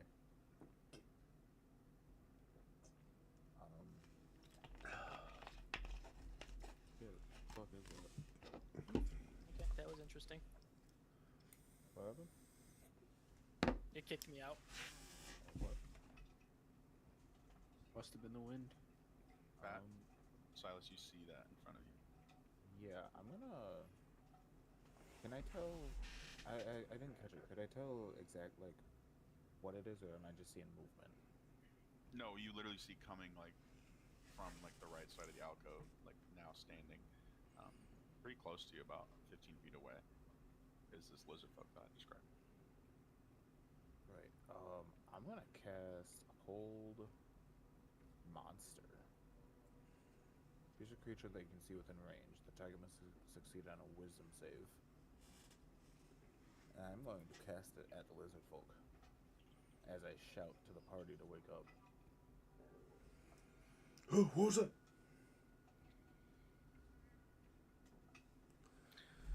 Okay. Okay. I will make a roll. What was the wisdom? Wisdom save.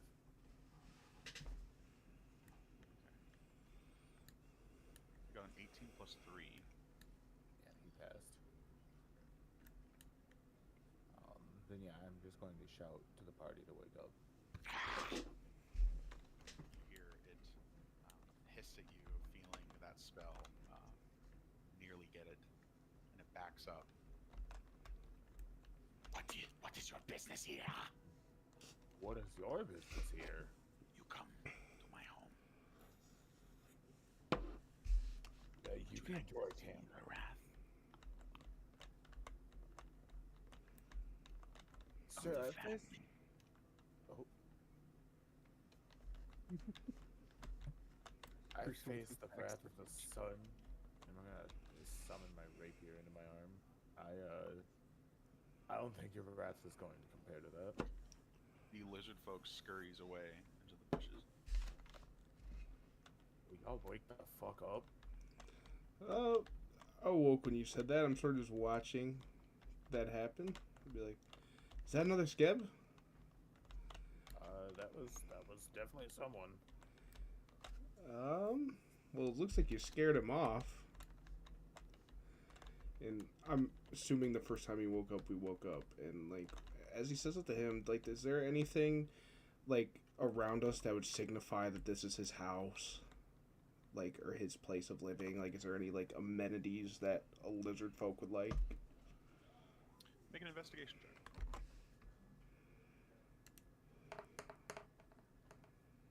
$17.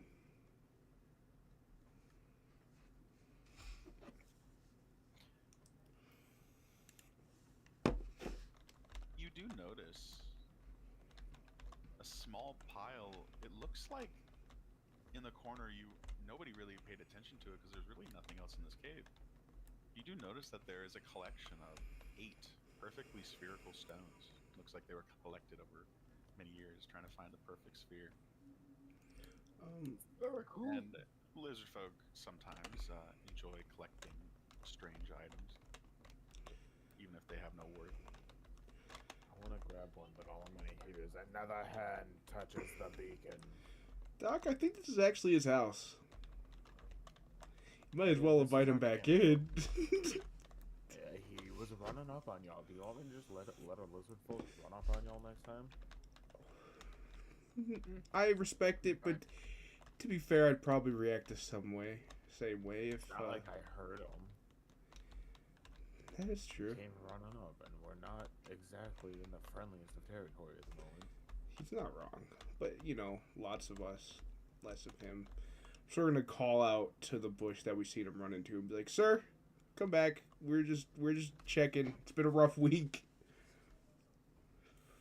You hear nothing in response except for the chirping of insects Well, and birds. he's gone. He probably won't show his face again. But there are some spherical things over there that he was probably are his. But I mean, if you want to check them out, you can.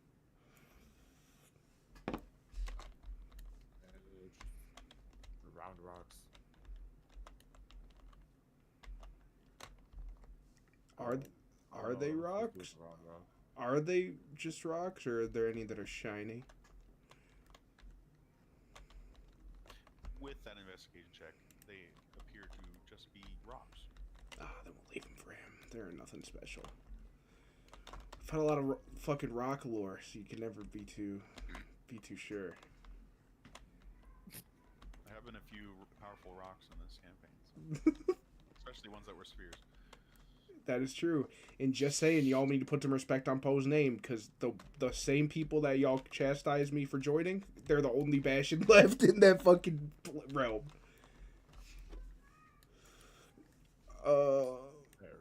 Actually.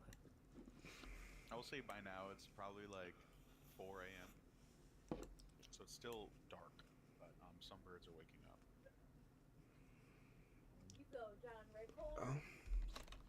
I mean, I guess we just chill out. He's either gonna come back and we talk to him, or he'll come back after we leave. That is true. We could play the waiting game on him until it gets light out, because we probably don't want to be walking in the early time. We need to be able to see shit.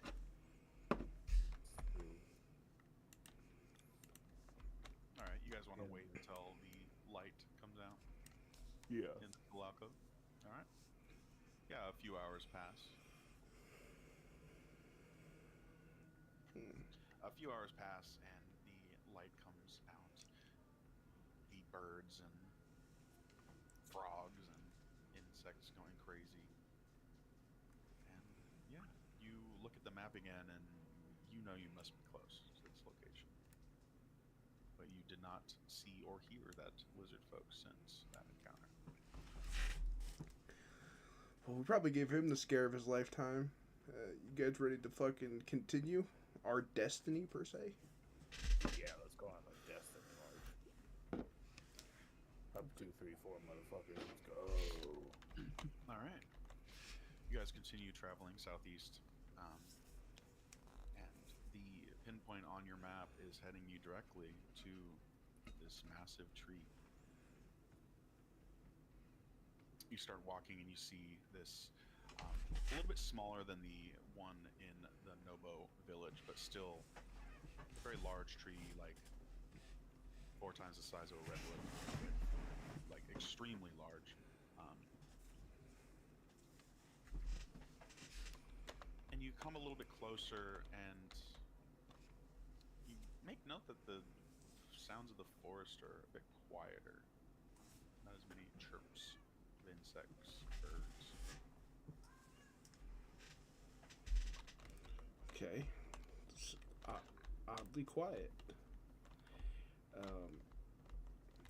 Does there seem to be just like any people, like, are we close enough to see like people maybe standing in the front like gate, or like maybe like guard towers, or anybody? Make a perception check. 15. You don't see any signs of life at first, but you do notice that there are some bits of the ground that, unusual to most of the jungle, is just dirt. It seems that there are some walkways that have been formed from humanoids walking about every day. So there are tracks. You could say you don't see any things, any living things. Yeah. But there are some trails leading to the tree.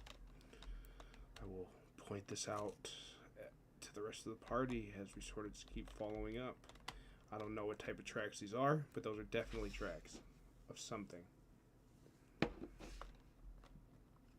Oh, excuse me. All right.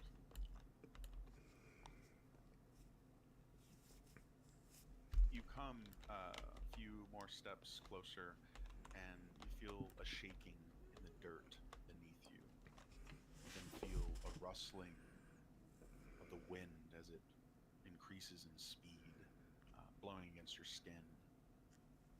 You feel the heat of the jungle increase, and you feel the beads of sweat, the water on your face, drip faster, with more impact, feeling heavy, almost animated. What is your business? You hear shaking from the earth beneath you. Hello, and I'm just gonna pull out. I'm gonna fumble for my bag as I hear the rumbling voice and pull out the sigil or whatever it is and be like, "We were sent here. We are friendly. I think." You Place it on the ground. I set it on the ground and I take a couple steps back. As soon as it drops to the ground, it falls into the soil, immediately covered up. You're shifting in the earth. A few minutes go by. And then a figure comes out, accompanied by other figures. You see what looks to be an elderly... fucking forgot what it was. An elderly Gutan. I was going to say orangutan. An elderly, looks like a female Gutan, accompanied by a male Rilla, a male lizard folk, and a female lesser Felis. This Gutan is wearing pretty intricate cloth robes with 4 primary colors of blue, green, yellow, and red. No, orange and red. It was orange and red. I hadn't sent the emblem in a long time. Hold on. Let me send it again. Shit. Nah, it's fine. And the Gutan approaches. You see that the Rilla seems to be channeling with his hand, like a rock of stone that's like rotating around his wrist, floating in the air. You see the lesser Felis kind of whipping wind around its hand. You see the lizard folk has a little bit of like a tendril of water that is swaying alongside its tail. And the Gutan approaches with the others. I see you have an emblem of ours. Tell me, how did it come across you? Okay. Remind me again the lady's name that she gave us? The fortune teller ladies? I'll just say it's Vex. I think it's something like that. I don't think Well, I'll just use that for now. It seems that one of your own, Vex, has told us something to do with our destiny and how we line up with it. And she sent us here to further that journey.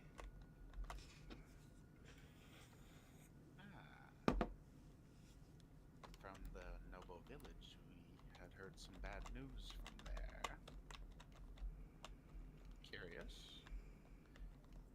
And what is this journey she has proposed of you? Well, apparently it has something to do with fate and how we can line up to maybe fix things or further the idea of this destiny that lies within the gods. And she told us our next step would to be to come here. The gods. There are many gods that people worship. Which gods do you speak of? The brothers and sisters, Pavashi, Matamoros, the other two that doesn't come up as often. I can't think of their names. Well, I'm sure your character would have said Yeah. the right thing.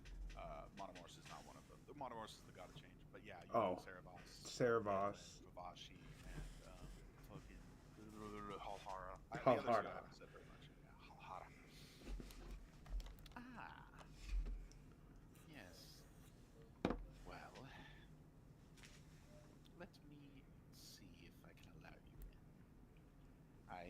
will say I do believe your explanation, but we must be wary of outsiders. Of course. For we do welcome all, but not all welcome us.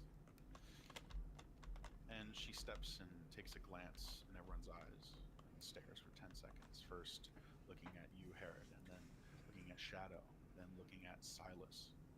He hears of Silas for some time, confused at his grotesque form, his burnt corpse body, and his green and red eyes.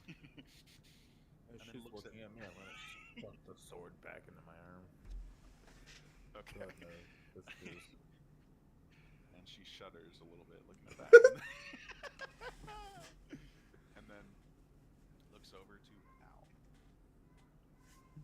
Walks up to Al. And kind of bends over and looks and tilts her head. And you see that her eyes, when she stares at you, go gray. Cloudy.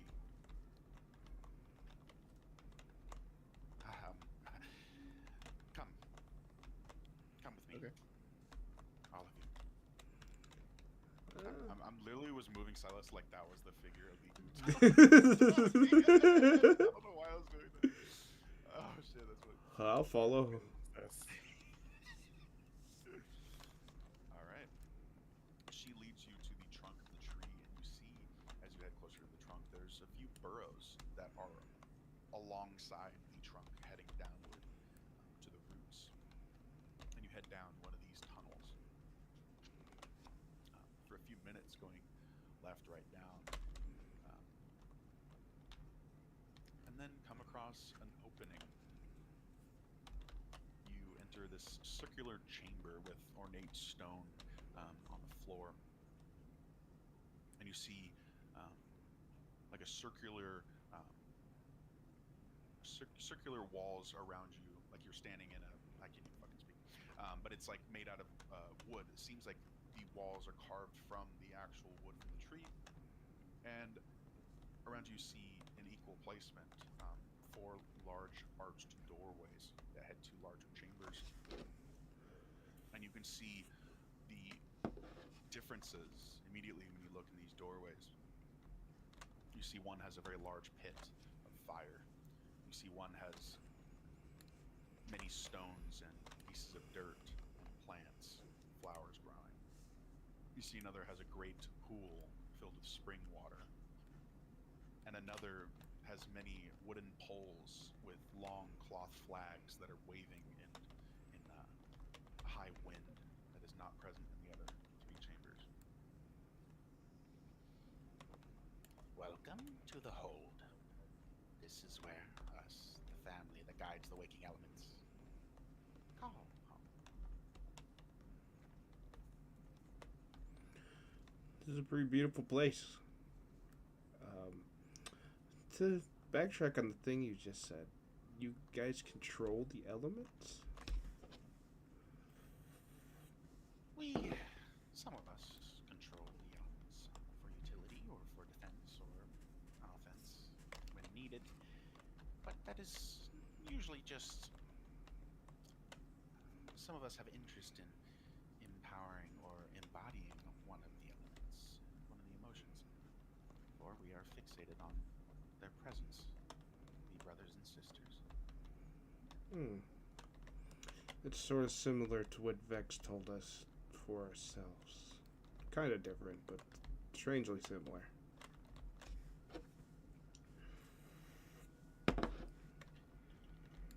Oh, I didn't save the image. I'm just pulling up the map here.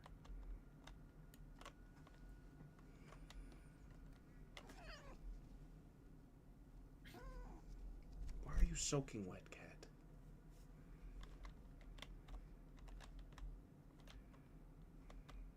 Fuck, it's gonna take a little bit to export. Alright. Well, it might have seemed strange for me to allow you in so quickly, but I'm sure Vex saw the same that I just saw, and glances over at Al. We have lost hope for a long time of these signs that I have just seen. But I I have retained it for a very long time.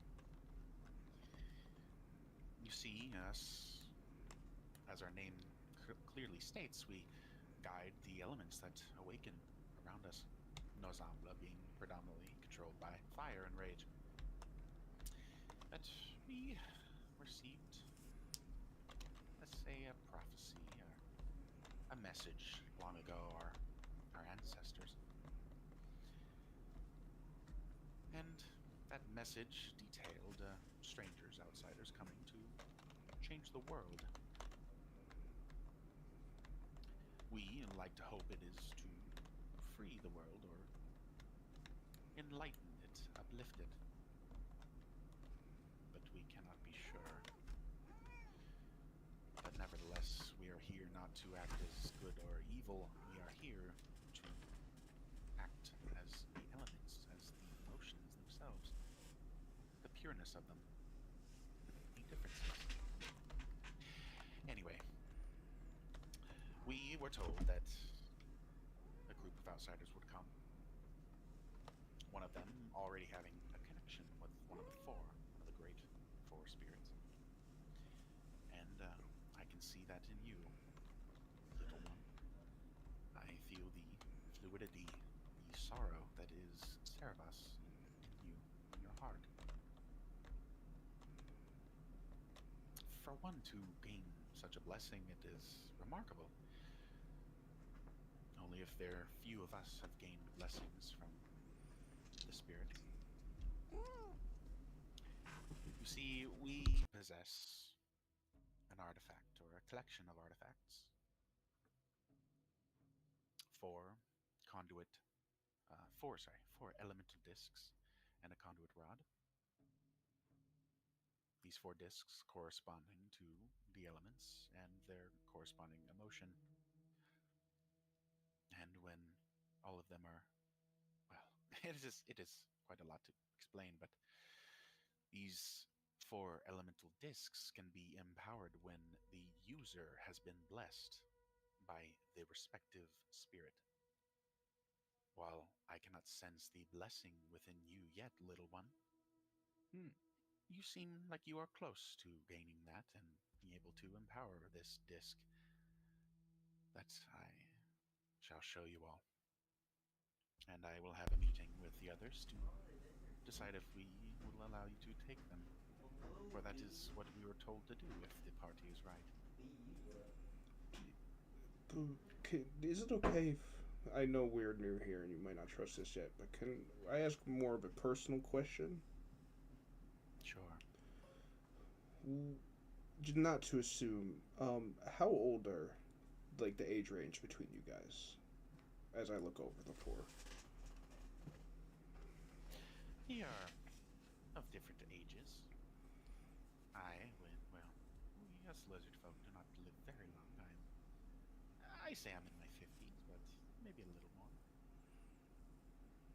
We do not possess long life, if that was your question. I was just sort of gauging, because you guys seem to have, like, an immaculate form of power, whether or not you guys use it on a greater scale. Were you guys all born into this, or were you guys chosen together as a 4 to wield what you do now? We are not, as far not chosen. Well, it depends. We are an ancient culture, you could say. Many of us coming as refugees from the other war-torn parts of this land. Some of us being raised here, born here. But we welcome all that are willing and have interest in the worship and the guiding of the elements and the 4 spirits. And our main task is to uphold the prophecy. Okay. That is fair, and I appreciate the information shared, even though you don't know us so well. That's all I really had to ask right now before we get inside. Or where we go, where we need to go, sorry.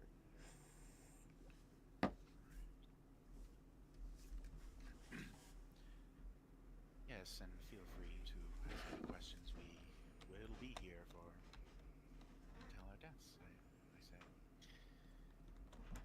And you guys are in this. I'll shrink all you guys at the same time here. Oh, sorry. You guys are really small.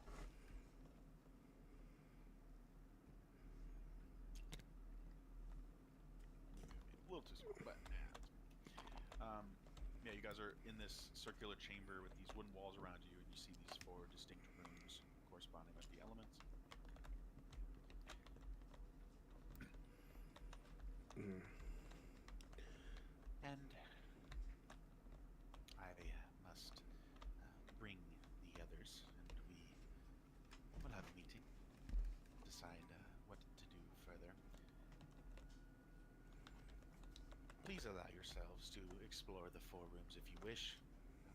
For as if I don't know what was explained to you, but looking at the amount of members here that are conscious beings, I would say, it's likely that the other 3 of you will have to, or if you wish, could bond to one of the elements and one of the emotions. And we have alkalites in each room that could help explain the purpose of each, the goods and bads. Yeah, that gives us time to talk amongst ourselves about that, because we haven't had much time to think about that since the task was given to us. He's back in a little bit, and she walks away with the others, and you see in each of these quarters, there's a few members doing different practices. You see people are stoking the fire, people are manipulating and channeling the stones to break them up or form them together. People in the wind room are channeling just that. And people in the water room, some of them are just soaking and chilling, but some are moving it about, manipulating it, making a little cloud of rain in the corner.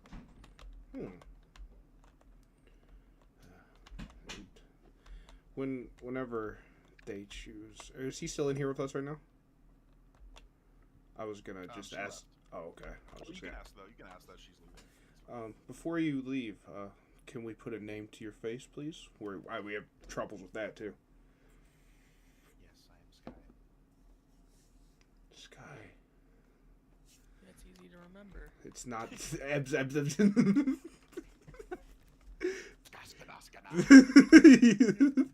That's all. Thank you, Sky. I'm Herod. Nice to meet you. She heads off. Now, guys, I might be an old man, but hear me out here. I'm maybe wrong, and I might be completely off, as this is destiny, but I almost feel as though we each can relate to these elements in our own way. Like, say, for example, Shadow, he was more in tune with Pavashi and the flames of it. And then Doctor, a very tough and roughened individual who's been through a lot. Maybe the stone could represent him in his heart or whatever is left of it. And obviously, Al's made quite a movement with Saravas, so that makes sense. And I guess the wind could almost represent the changes and flows of who I am and who I was before, and why I'm even here now. I'm just saying that might be a good place to start, but we truly don't know if we'll be able to bond with them anyways. But maybe that's something to take into account. Thoughts or concerns?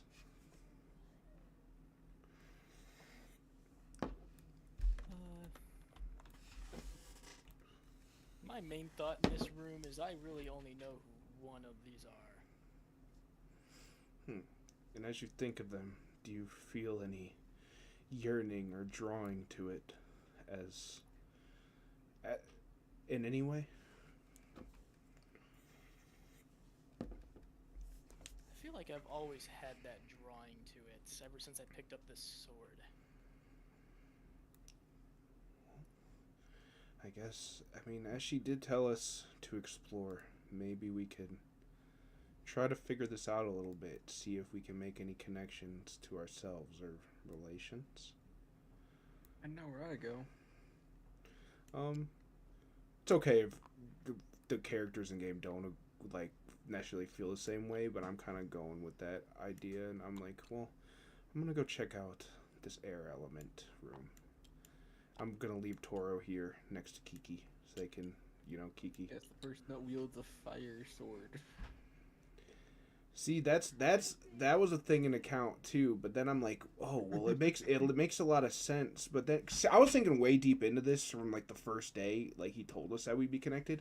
It makes more sense for me that Shadow would be into Kavashi, and then more because I'm like, my whole life is just literally a flow. Like I don't know, I think I'm on to something. I don't know. I just feel like it's cool either way. You can't have fire without oxygen. Why is house so fucking small? Sorry. I'm gonna step into the dude. Make yourself bigger. That's gonna make me laugh the whole time. I don't know why that's so fucking funny. Holy shit. Oh. Beetle. Oh no! I literally said beetle, and I. You activated him. Oh no! He's probably an fucking earth type. He's gonna switch to an earth type. Just barrel on the fucking. All right. All right. So yeah, we can go like if you guys want to travel with the party or do whatever you want. But we can start first with Herod and what you see here as you enter this room. I will. And if anyone wanted to join him, you guys can just move your figures or whatever. Just not to fuck with my element or the element that I want to attune to. I'm gonna put my fucking flame sword down so it doesn't fucking, I'm gonna go towards where I'm drawn. Yeah, that's sort of what I'm doing too. Herod, like as you're like thinking about, I should probably like take the flames off the sword. As soon as you enter this windy room, the flame is extinguished immediately. Interesting. As I walk in, do I feel? Do I like? How do I feel? Or sorry, that's a weird question, but like, do I? You know what I mean, kind of. So, I was gonna describe what you see, but I guess so I don't forget. Okay. Sorry. No, it's kind of like a wind chamber, like where you like are like you can get in those wingsuits and fucking float. Like it's yeah. Okay. windy. Like you notice your mane is flapping in the wind and like getting in your eye every now and then, unless you cut it back or something. I like that. I don't know. I like that. Unless you braided it.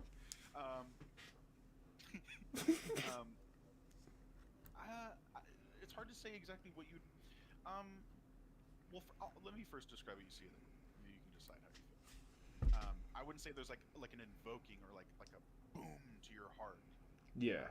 In this room, but as you enter, you see a few like looking at these flagpoles as they conjure the air, and you see in the corner of the room a very large statue of what looks to be Halhara, the frilled lizard that was described in the book that Orion had. Appears as a frilled lizard, if you guys know what that is. It's like the fucking lizard with a big mane of frills. Yeah. Similar to a lion's mane. Connection.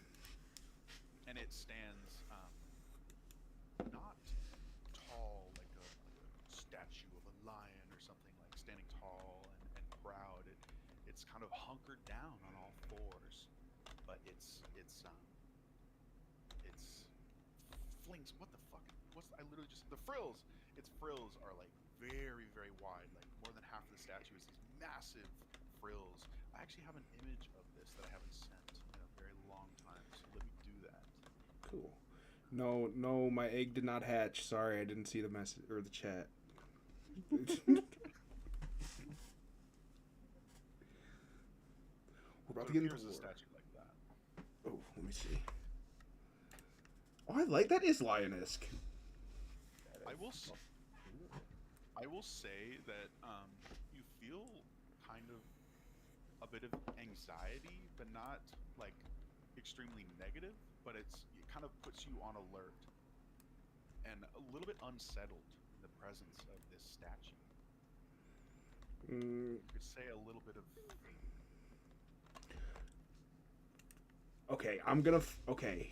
I was gonna do some like lore anyways, but now that you said that, that can plays into what I was gonna say. So as I walk in, and I feel that against me, usually, since I've become a Hellbound warrior, I'm immune to fear. but I sort of walk in, and like you say I do, for the first time in a very long time, you know, Herod feels like an actual person. And as he walks in and feels that anxiety and fear, it's almost like a warm hug in a way, because it's something that he's not used to feeling. And as you said, because it's windy in here, he just sort of closes his eyes and takes in the breeze. And he's just, as he closes his eyes, it's like he's home again with his wife and his child. And he almost feels warmth, and not in a hellish way, but it's almost touching to him. And it's almost like he comes to a peace that he hasn't felt in a long time as he walks in. Sorry, that is all. All right. And as you walk into this room and experience that, one of the practitioners in this room looks at you. It's quite small, dainty, lesser felis, all white hair, like a long-haired cat, snub-nosed cat. Interesting. And she looks at you. She's wearing a flowing robe of orange. Sorry, yellow. I keep fucking forgetting. Wait. It's because it actually does matter, and I can't. Okay, here. I'll send this. I'll remember. Okay, it's orange. She's wearing an orange robe. Oh, and that's the picture we seen on the symbol. That's the emblem that you have, Okay. yeah. And you would have seen that emblem now a few times in this chamber, like Okay. on the walls, and, like they'll be wearing that pendant, like a little brooch.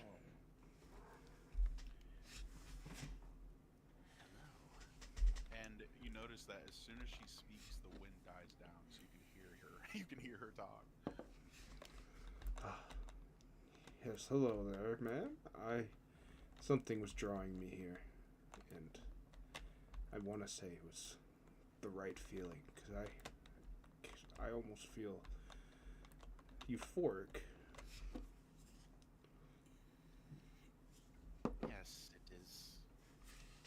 This feeling of angst, which is likely happening, is quite common in the presence of Alhara, the spirit of air and fear. But many look past this spirit and its emotion, for it has a negative connotation, but I'm glad to see one is drawn to it. For fear is essential for survival.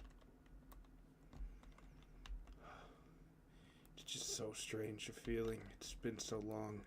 I almost feel, I almost say human, lying in again. So long. You mean to say you have not felt fear in a long time? No, I might not look it, but I'm almost it's hard to count. I'm at least 115 years old. I've been, unfortunately, in the 9 hells for the past about 90 of them, and this is the first time in a very long time I felt that fear. I wonder if it is either your dominance over the emotion of fear which has drawn you here, or your wish to experience it again. For if you have 3 parts of a pie that has 4, you're missing out, right? Your whole family cannot eat, right? Ah, this is very true.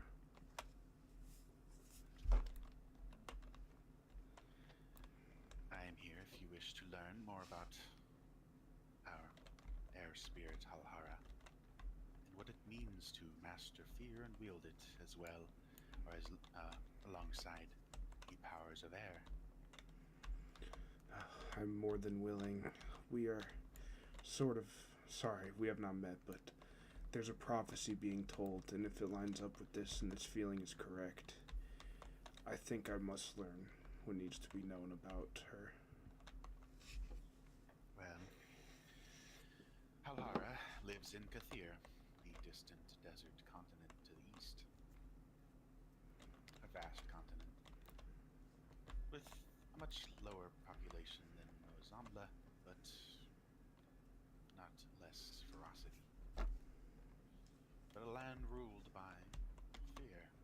Fear of others. Halhara, while this negative connotation of fear surrounds it, there are good sides to this emotion. It sharpens your senses, prepares you to act, to protect yourself and others from danger. It keeps you alert to acknowledge your own vulnerabilities and grow from them. But it also can paralyze you, distort reality, and hold you back from progress. But in life, there is always a give and take, yes? And you notice that she is now hovering a foot from the ground. I'm just gonna like sort of like I'm talking to God right now, just like look up at her and be like, in my head I'm just like, holy shit. Down at her because she is very small, but Oh, true. It's the same idea.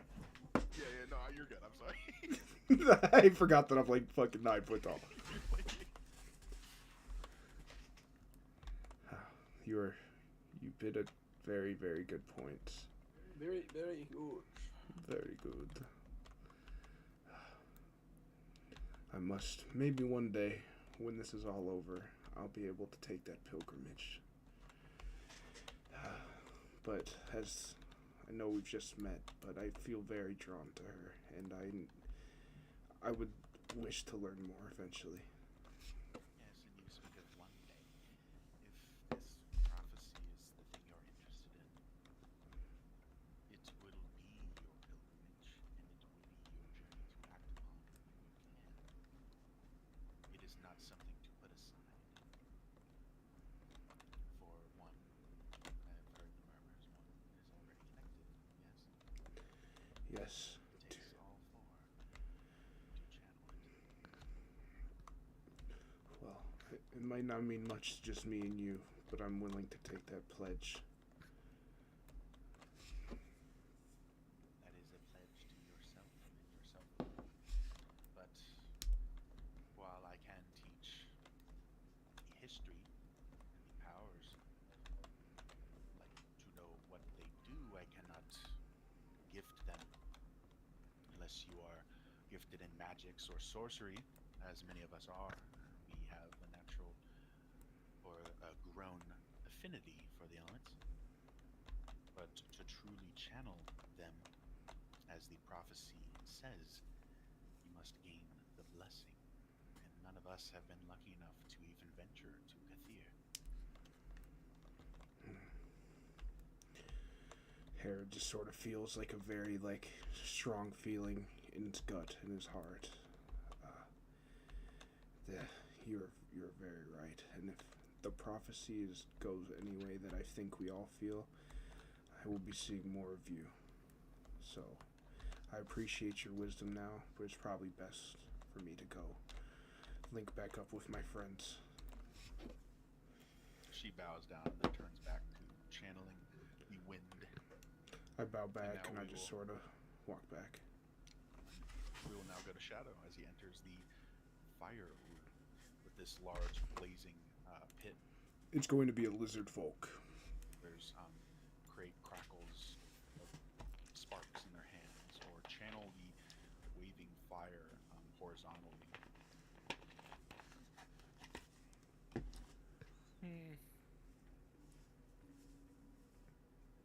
And you also make note of a familiar figure in the corner, a very large statue of Bavashi. Her form. Which corner? This corner. It would probably catch my eye first. I'm gonna look And down at you- my idol, and I'm assuming they look similar. They look similar. I would say that your idol is a much more like primitive, less detailed version, kind of smoothed out.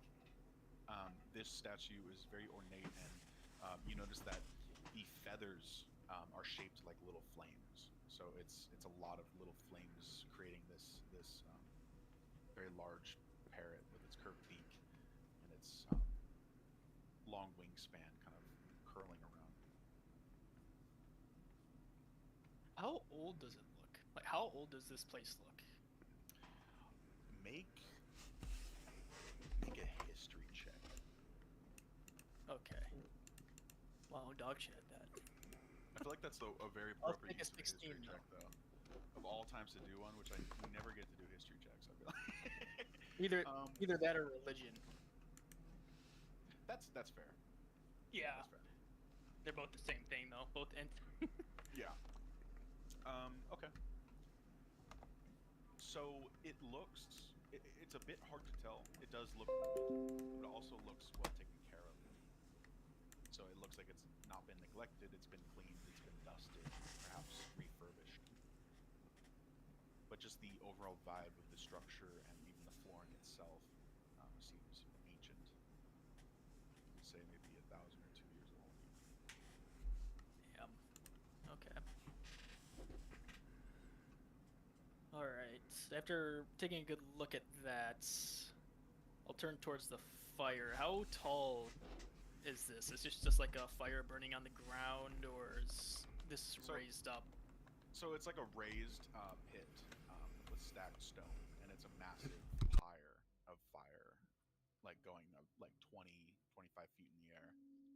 That's like pulsing. Okay, I'll step back channeling a little into bit. it. And you do know as you step into this room, it's very hot. Like you start panting, um, and the closer you get, it gets very hot, like 130 degrees I'm gonna hotter as you go. stay at a comfortable distance to where I'm not singeing myself. And as you are coming up to this fire, you make note. I will say that your character would have seen one before. A Buna, which is a baboon-like humanoid, turns around and looks at you. His face painted in oranges, reds, and whites. Long, sharp teeth with gold embellishments like rings on them. And he turns and looks up at you. Actually, no, not up. You're also no, yeah. He looks up. I'm quite short, but Small creature, so okay. so he looks up. Yeah. Hello. What brings Hello. you here?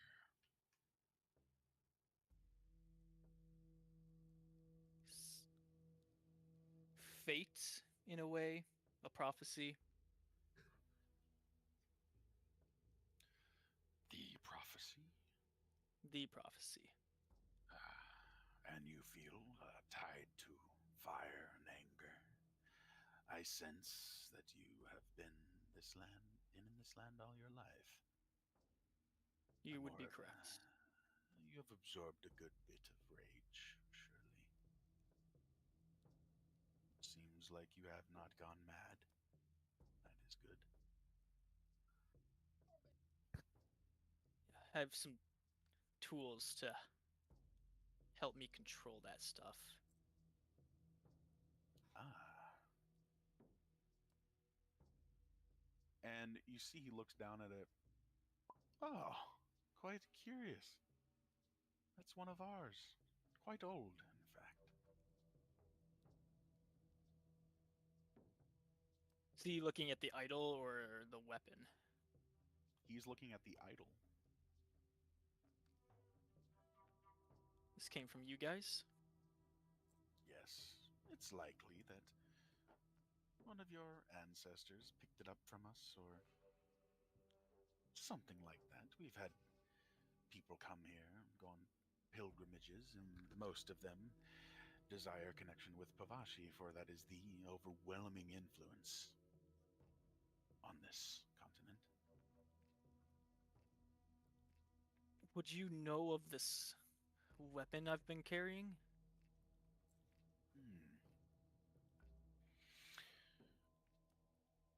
He grabs it if you allow.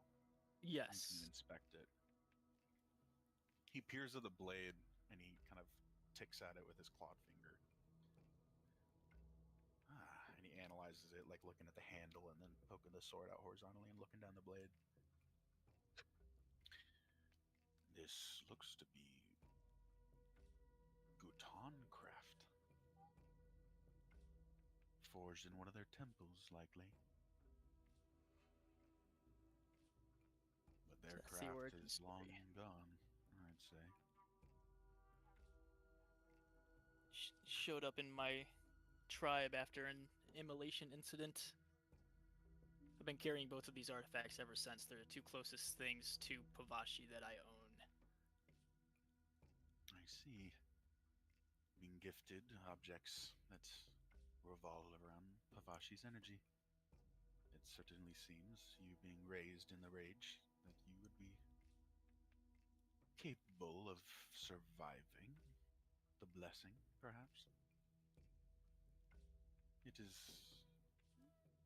I like to think at least, the most dangerous of the blessings to incur. And he smirks, and he smirks while his brow is furrowed like he's angry.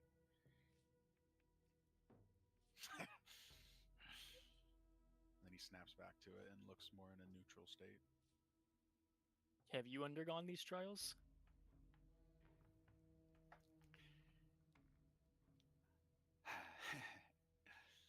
I have tried, and he removes his like the half side of his robe, and you see that half of his body is blackened, charred skin.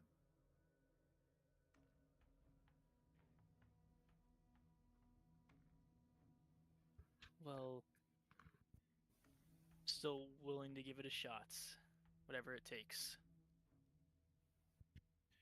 Well, if that is the case, you must know in your heart and in your mind what it means to bear the flame, to bear the rage. Or, I like how I started with him being like, "Hello, what is up?" And now I'm just like, Now he's just a chill-ass guy. Yeah, it's just. Give himself a good drink of water. So the thing about the flame, or the fire. So, the thing about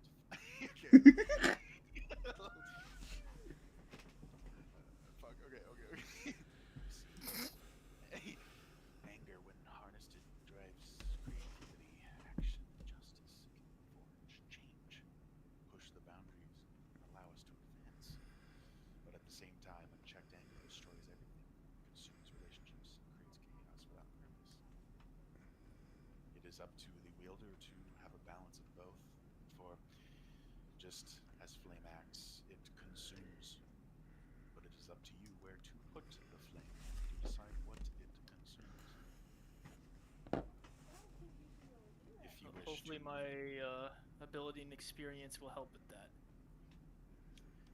you'd better hope. And if you do wish to attain the blessing of Pavashi, you must know that many have tried and many have died. You have to approach Pavashi on her same level, which means as close as you can get to combusting as much rage as you can store inside of you. You have to hold when you approach, for Pavashi has no time for others that possess any other emotion. You about to combust. I know, when I said I'm like that. We had a Rilla leave a few weeks ago to try, and he has not come back. He spent a lot of time in the Tescal Valley, scorched his hair off. I'm just gonna think to myself, fuck. I do hope he comes back. That is the land that you must go to, I would say, to imbue as much rage as possible before gaining the blessing. Yeah, I'm gonna think to myself, I'm gonna have to get as close as that fucking Rilla I made it go insane. In order to have a chance. Okay. I'm willing. That is good. Just do not let the anger control you. You must be committed. You are something, and that is it. That probably doesn't make any sense. But yes, I do wish you good luck, and if there's anything more you'd like to learn about Pavashi, for now. He bows and then turns back to start conjuring more flames from the fire. I'm gonna take one last look at the statue, and I'm gonna head back to the center.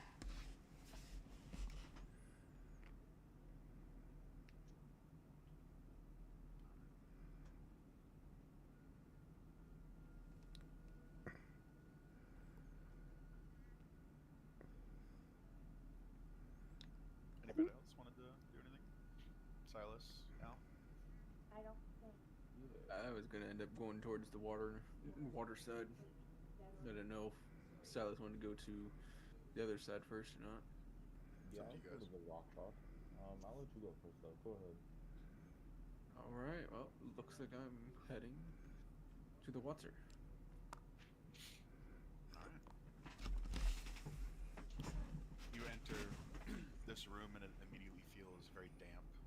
You see the ground has a thin layer of water all across all of it, with a few large pools of water, some of them being fed by what looks to be a spring, a hot spring. Hmm. You see a large statue in this corner of the room of Ceravos. But this form of him looks a bit different than the one that you've literally seen him before. But he's so massive you don't really get a good gist of his figure.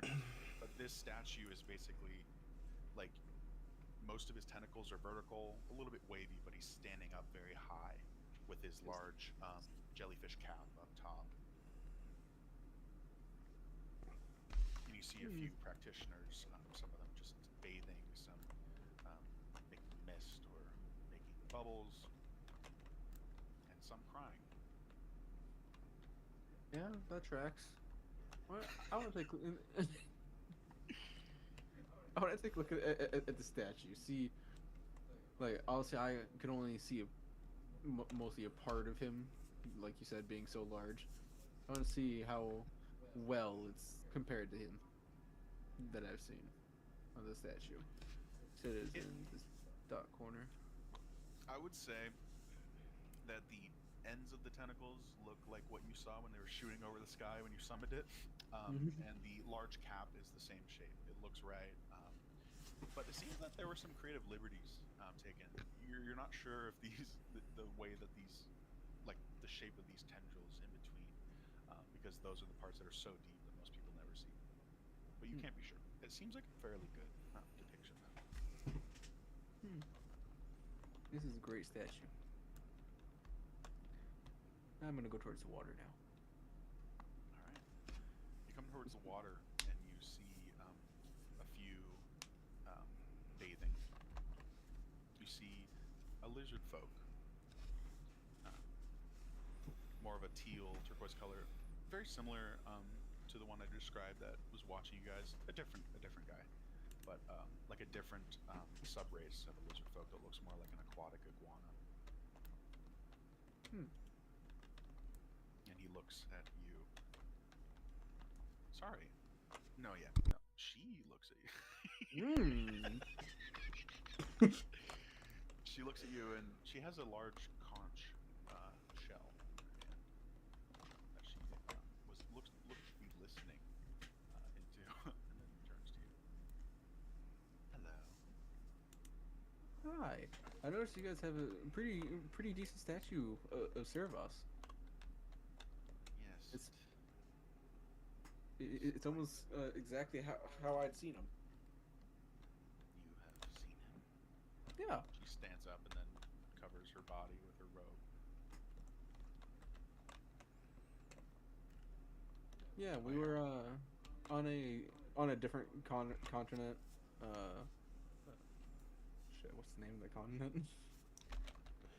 Arva. Arva. I kept wanting to say Rava. That's what, It's Yeah, Larva without the L. yeah, on this other continent named Arva. So there's another group over there trying to tattoo and will kill everybody. They like experimentation a lot, and they like to experiment with people. And Ceravos doesn't really like that. And I was on a ship. I was kind of bonded with him via my mind, and he kind of just took me underwater, and I got to see him. She took you underwater. Hmm. It's probably the one time I could breathe underwater for, I think, like 7 minutes. You notice every single person in the room is like stopping what they're doing and they're all huddling around you, interested. This is magnificent. I know one would never lie about Servas in a chamber dedicated to his worship. And you see her fill up with tears and everyone starts to cry. Servas, Servas, you. I mean, it tracks. It's like me trying to think of other ways to show sadness without just being like moody. Oh shit, that's funny. Sorry. Okay. That is quite amazing. I do sense his presence. You are. That is what a blessing that you have had, but not the complete one, I assume. For you would look a bit different. Yeah, that's what I was told before I entered here. Kind of sad, but I mean, I have only met him once, spoke to him like 3 times. Haven't had too many actual chances to interact with him on this land yet. You met him once, talked to him 3 times, and okay. Well, I I have dedicated my whole life, never seen him. That means you have there's much meaning in your life, and surely part of the prophecy. You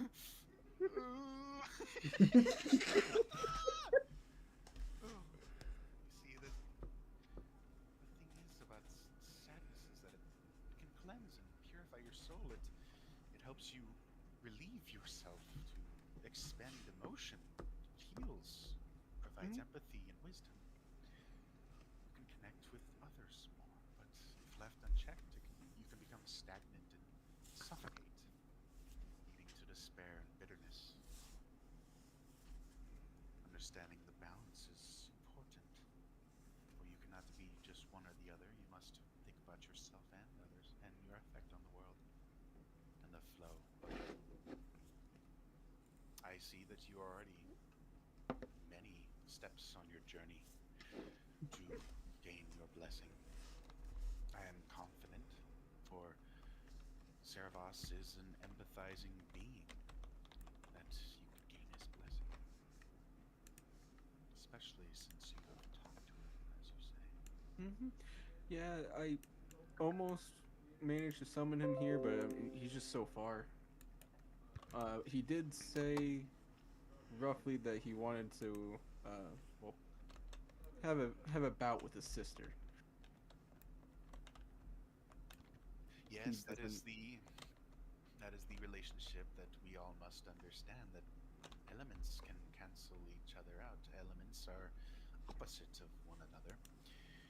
The fluidity and the, well, fire is put out by water. But fire can boil and alter water, Mm-hmm. just as rocks can be turned to sand by wind and also water. But there is a relationship between them all. Dust from the earth can cloud the air, suffocate it. There is an intertwined relationship between them all, and the same for the brothers and sisters themselves. It is a little bit awkward, a little sad that we're here and everyone's talking about Pavashi, and like a lot of people don't like Cerebos because it's water, and then the big brother doesn't like little sister. It's just a whole thing. But anyway, she wipes tears as others start crying and stop. I believe that you are ready. No longer wish to talk about the event, ban anybody asking. I'm over that part of my life. This water, or when we get to like the edge towards the ocean? Oh, the ocean. Okay, that's what I assumed. Yes, I was gesturing to the wooden wall. Ah, okay. Sorry, I don't have the immersion of a hand motion. I apologize. That is alright. We are not in person. This is Discord. And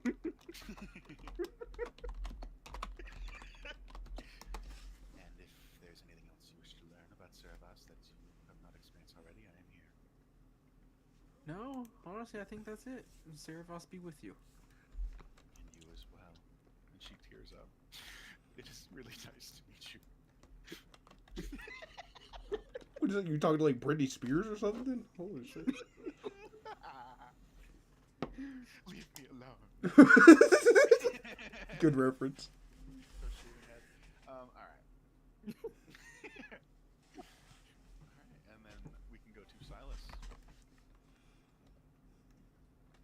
Yeah, I want to go touch the rock. All right. You start walking into this room, and you see. I didn't have a huge amount of time to make this map. I'm gonna make a better version later. But this area is full of dirt and grass, and some plants, and large stones, and piles of clay and stuff, and some insects. You see a large statue in this corner of the room of a stone bison towering over the room, and you see what looks to be pillars on its back, carved to look like buildings. A city on its back. Pretty much getting egged right now. Get egged. Get fucking egged. Room. It is a bit dusty, a bit, you could say, earthy in this room. And some are splitting rocks, reforming them, creating little cyclones of sand and such.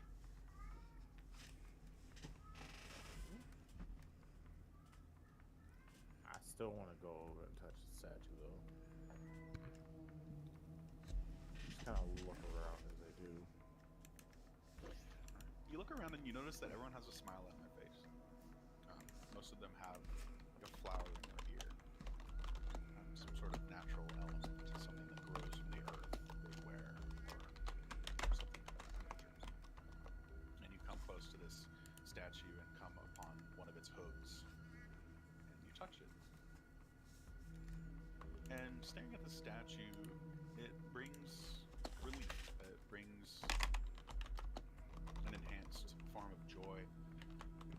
A form of joy that you probably have not felt in a long time. After suffering your transformation. Oh, it's been a world of pain the whole time. I am burnt on over 95% of my body. And you see, clipping a little bonsai tree is a very large Rilla in a brown and green robe. Deep brown fur. And he looks over at you. Hello. Why, hello, Mr. Rillo. What brings you here? To be honest, I just wanted to touch the statue and see what's going on here. It's a very interesting room. His voice is immediately going to change because it's fucking earth and joy. Wow. Oh, sorry. I'm just cracking this up. Okay. Well, there's much to be experienced here in the quarter of joy and the beauty of earth. You see, Gedalin is the most giving of all. We could not walk upon the earth itself without him. We could not eat the foods that we need to survive without him. Everything relies on the earth. Everything comes from it. Mostly it.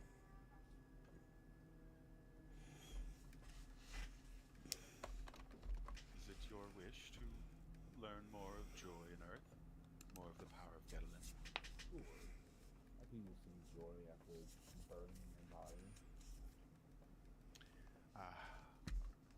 And he shows a burn scar on his shoulder. Yes, yes, we have, many of us, have suffered a lot. And that is why some of us are drawn to Gedlin. Drawn to relief. Drawn to the nurturing care of Father Gedlin. You see, while we like to embody joy, it is because lots of us have experienced the opposite. Other emotions like anger, fear, sadness. Joy is a purifying emotion, one that can help distinguish or extinguish the others. Oh.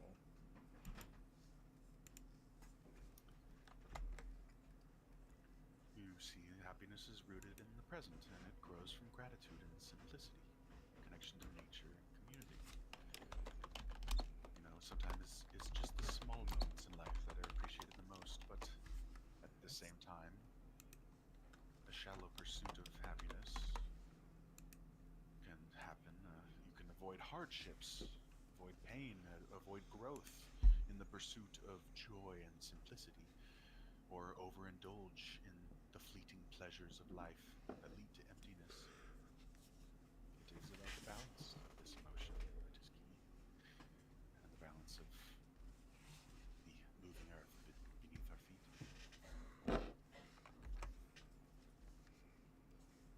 Sounding pretty nice and interesting.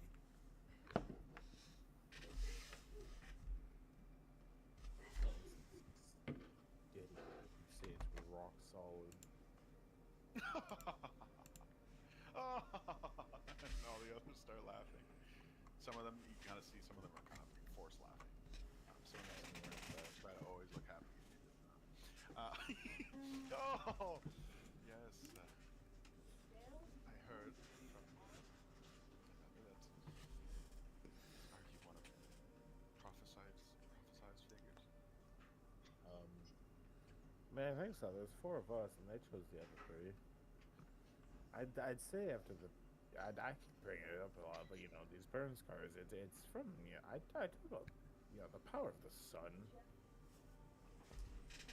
Just concentrated right onto my body and revived. So I'd say there's something special about me going on. Survived the sun. Still alive. Quite joyous. Oh, we knew that. We fucking knew that. Well, I would say that ones that could master joy are ones that have experienced hardship. For joy is more powerful when it is not alone. For if you only experience one emotion, it becomes dull. Moments of joy are shadowed by sadness, anger, and fear. But they are also brightened by it. The juxtaposition, you could say. For joy would not exist without the others, and the others without joy. Do you know where Gedlin resides? Shit, I don't remember. Gedlin is in the roaming steppe in Arva. We believe and have been told by witnesses that it is a traveling city. You could say, well, Gedlin is the massive stone bison that carries a city upon its back, protected by him. If you venture there, and I would say, do what you can to bring joy to others, to spread growth, to spread nurturing energy, you could possibly gain the blessing. And it is likely that Gedlin would appreciate the hardships you have been through, for that is what the worshippers of Gedlin have experienced most of all. Before their contact, at least.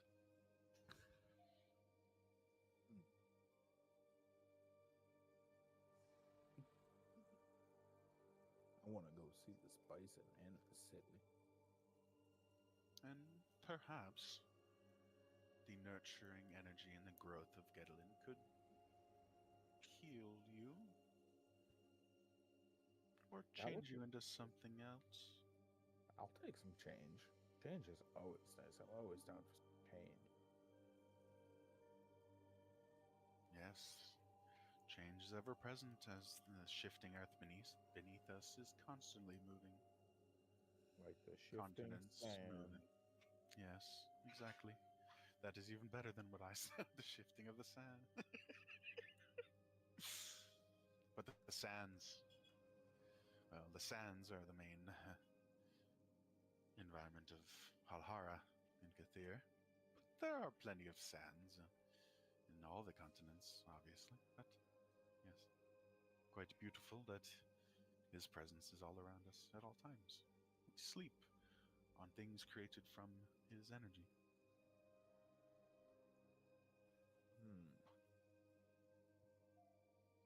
There's a fucking lore. But yes, I am here if you wish to learn anything more.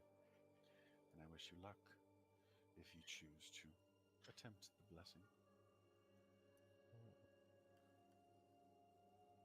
Kinda do. Did y'all attempt the blessing yet? Or is that something we're gearing up to do? We have not journeyed there. Many of us have devoted our lives to stay here and educate others, but some have gone on pilgrimages and some have come back. But from what we hear, many of them have stayed in the city itself.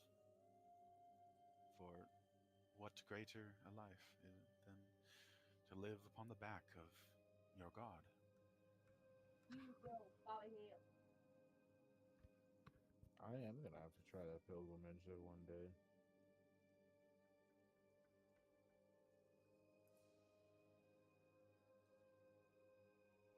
We'll return to the group for now. But All right. I might be back for some more knowledge. And he bows and returns to his practice. And as you guys all make your ways back to this room, the Gudon comes with the other people that were accompanying her. And they are each holding a stone artifact. 4 circular stone discs and what looks to be like a copper and stone rod. I have a very basic drawing of this. I'll send that. But basically, this rod on the top is inserted into the 4 discs beneath it. And each disc has different symbols representing the different elements and emotions. We have decided to have hope.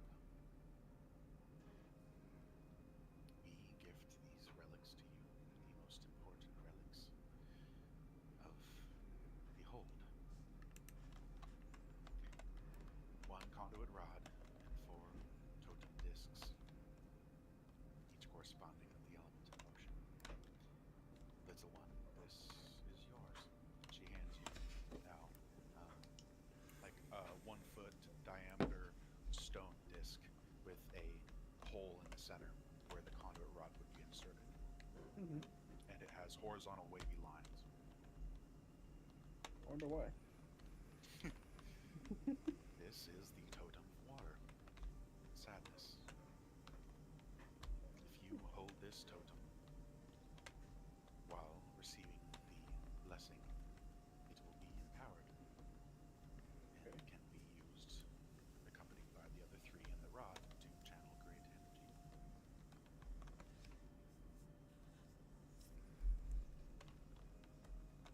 If the other 3 of you wish to take the other stones of the roof that you were in, you shall. And whoever wants to hold on to the rod can as well. Mm-hmm. I will take I will the take wind stuff rod. affiliated with my stuff. Or not the wind rod. The wind. All right. Yeah, you guys grab your corresponding discs. The Fire Anger disc, it has wavy vertical lines. The stone one for Silas, The earth one for Silas has horizontal straight lines, and the air one has vertical straight lines. Who's gonna take the stick? We could put it in Alsec. I don't know. We might need it still. Might be a little cumbersome to pull up a sack. That's true. I guess I'll throw it in my backpack unless one of y'all want to take it. Not for whatever it is. And before you put them away, I will show you how to assemble them in the correct order. And she assembles it like the image, with the earth on the bottom, then the water, then the fire, then the air. Assemble them in this way, and then insert the conduit rod from above.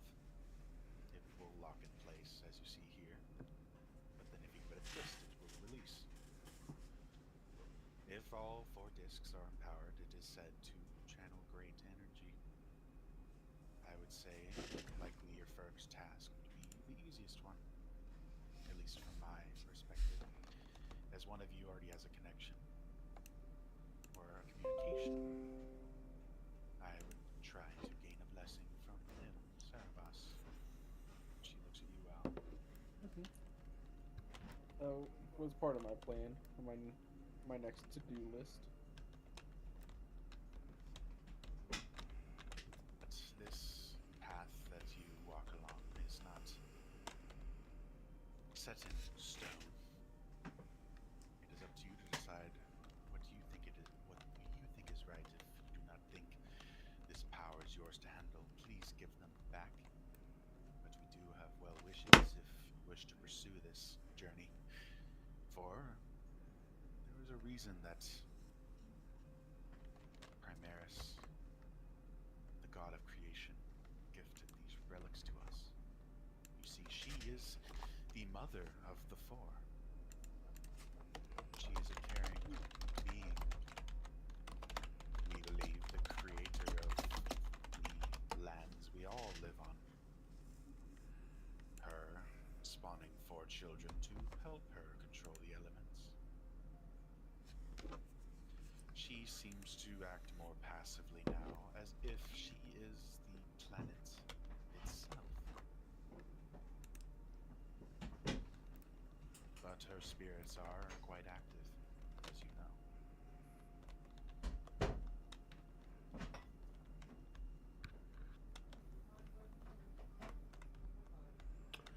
Interesting. Learning so much in so little time. It is a lot to take in, but having one already connected to Cerebas is quite astounding, for it is extremely rare to happen, especially the description of the prophecy lining up so well. I have high hopes. As do we. That is good. If you do wish to attempt to gain the blessing and it works, please let us know. And she hands you a very convenient sending stone with the emblem of that you guys had. With their phone number, got it. Yeah. Got a lot of burner rocks, honestly. A burner. Yes.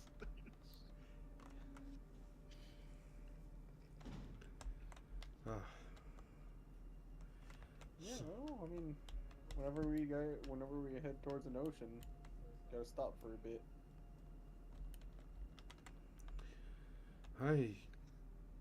I think mine is very far away from here. But maybe, I don't know, maybe if they can control the elements, maybe they have some sort of portal or tree stump or something. I don't know. Just thinking of options, because they have to be able to. Maybe they don't. Maybe they just stay here. I was thinking maybe that they sort of pass through to their given places somehow, but they also could be very dedicated, which I must do now, I guess, as well. He hears you saying this. I'm assuming you're saying that out loud. Yeah. If that's cool. Well, you see, the reason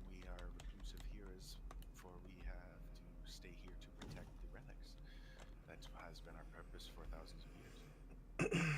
Now that we have given the relics out to what we like to believe is the correct party, perhaps we will begin some pilgrimages to our respective places that we desire. And we appreciate this freedom that you have given us. But many of us will stay. Of course. Of course. But no, we do not possess portal travel. But there are ways to travel much faster. If you are, in an element that you are blessed by, you could likely travel very far. For instance, one blessed by Cerebos could travel like a riptide through the sea. One blessed by Alhara could travel the skies like a bird. You've piqued my interest. So, what about Pavashi? How do they travel fast? It is not that all of them travel fast, it is just utilizing the elements that you are given. But fire does rise. That is true. Have a form of flight. But not as likely as fast as air, of course. And earth, you could definitely dig deep. Travel underground faster than roaming through a jungle on foot, for sure. Or perhaps ride on a floating stone, if you have that blessing. That is very interesting. Very cool.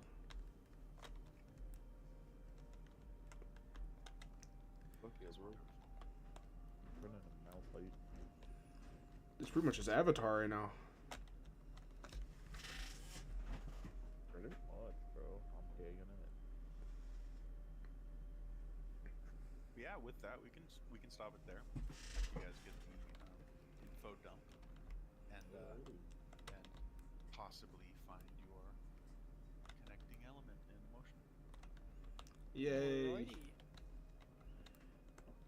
I was gonna say, what if we could make a fucking fire tornado? Yeah. So we can probably mix our, if we get there to where we need to be, we might be able to mix our elements. If Herod can make a tornado, all you have to do is feed it some fire. Yep. And then fire and water also make steam, wind and... Instant steam cloud anytime we need it to fucking blind people. Wind and earth could do like, probably like, more than dust, probably like debris in general. Oh yeah, dude. Wind and rock, sandstorms and shit. Hell yeah. Yeah, definitely keep that mind open with those combinations, because that can definitely be a possibility. Fuck yeah. Cool. If you guys choose to do this. Which just seems like you guys are, okay, this is kind of, we're fucking destined. I mean, We're heroes. All right. what I'm hero gonna hop out, chat, guys. I'll talk to you guys later. you Maybe penis, not, guys. Cameron. Bye. Have fun with your other friends. You guys are like, I just came to get emerald pies, and now I'm fucking Mm-hmm. We came for pies and lime. Now we're pies and limes. We're First all out of. it was a bog lime. I can't even say we're all out of lime because we still have a decent chunk. We can make key lime pie. Oh fuck. Bog lime can't pie. make bog lime pie. I don't know if you mentioned it, no level up ding, correct? I'm glad you actually mentioned that. Yeah, I did plan on leveling you guys up. So yeah, you guys are all level 15 now. Let's go. Dude, we're like end game in levels. Holy shit. Oh yeah, now it's definitely like and it Yeah, would as just we be- almost get taken out by a. Oh, sorry. I almost got taken out by a fucking lime. A lime. That's crazy. Ooh, restoring touch. By the way, you guys want to know what my health was at the end of that? How much? 21. Of 21. 101. And by the way, if that last attack wasn't halved by my evasion, it would have killed me. Do I have the spell yet to where I can fucking make a Pegasus or some shit? I'm about to check. Because Bind Steed for sure upgrades at some point for Paladin, but I don't know when. Assist with wings, air. Oh, he said the thing. Alright, good shit, guys. I'm gonna hop off. I am too. Also, on the server, I just found a rivet. Oh yeah, we have a bunch of them enslaved in the base too. We have a sorcerer. I found a village. It's probably the one we stole shit from, honestly. We took like Well, 4 of there's- them away. The server? You guys on Minecraft server? Yeah. Well, it's using Not my on it's Minecraft, using my yeah. computer, but I just leave the server on overnight. Oh, I The didn't know. modded one.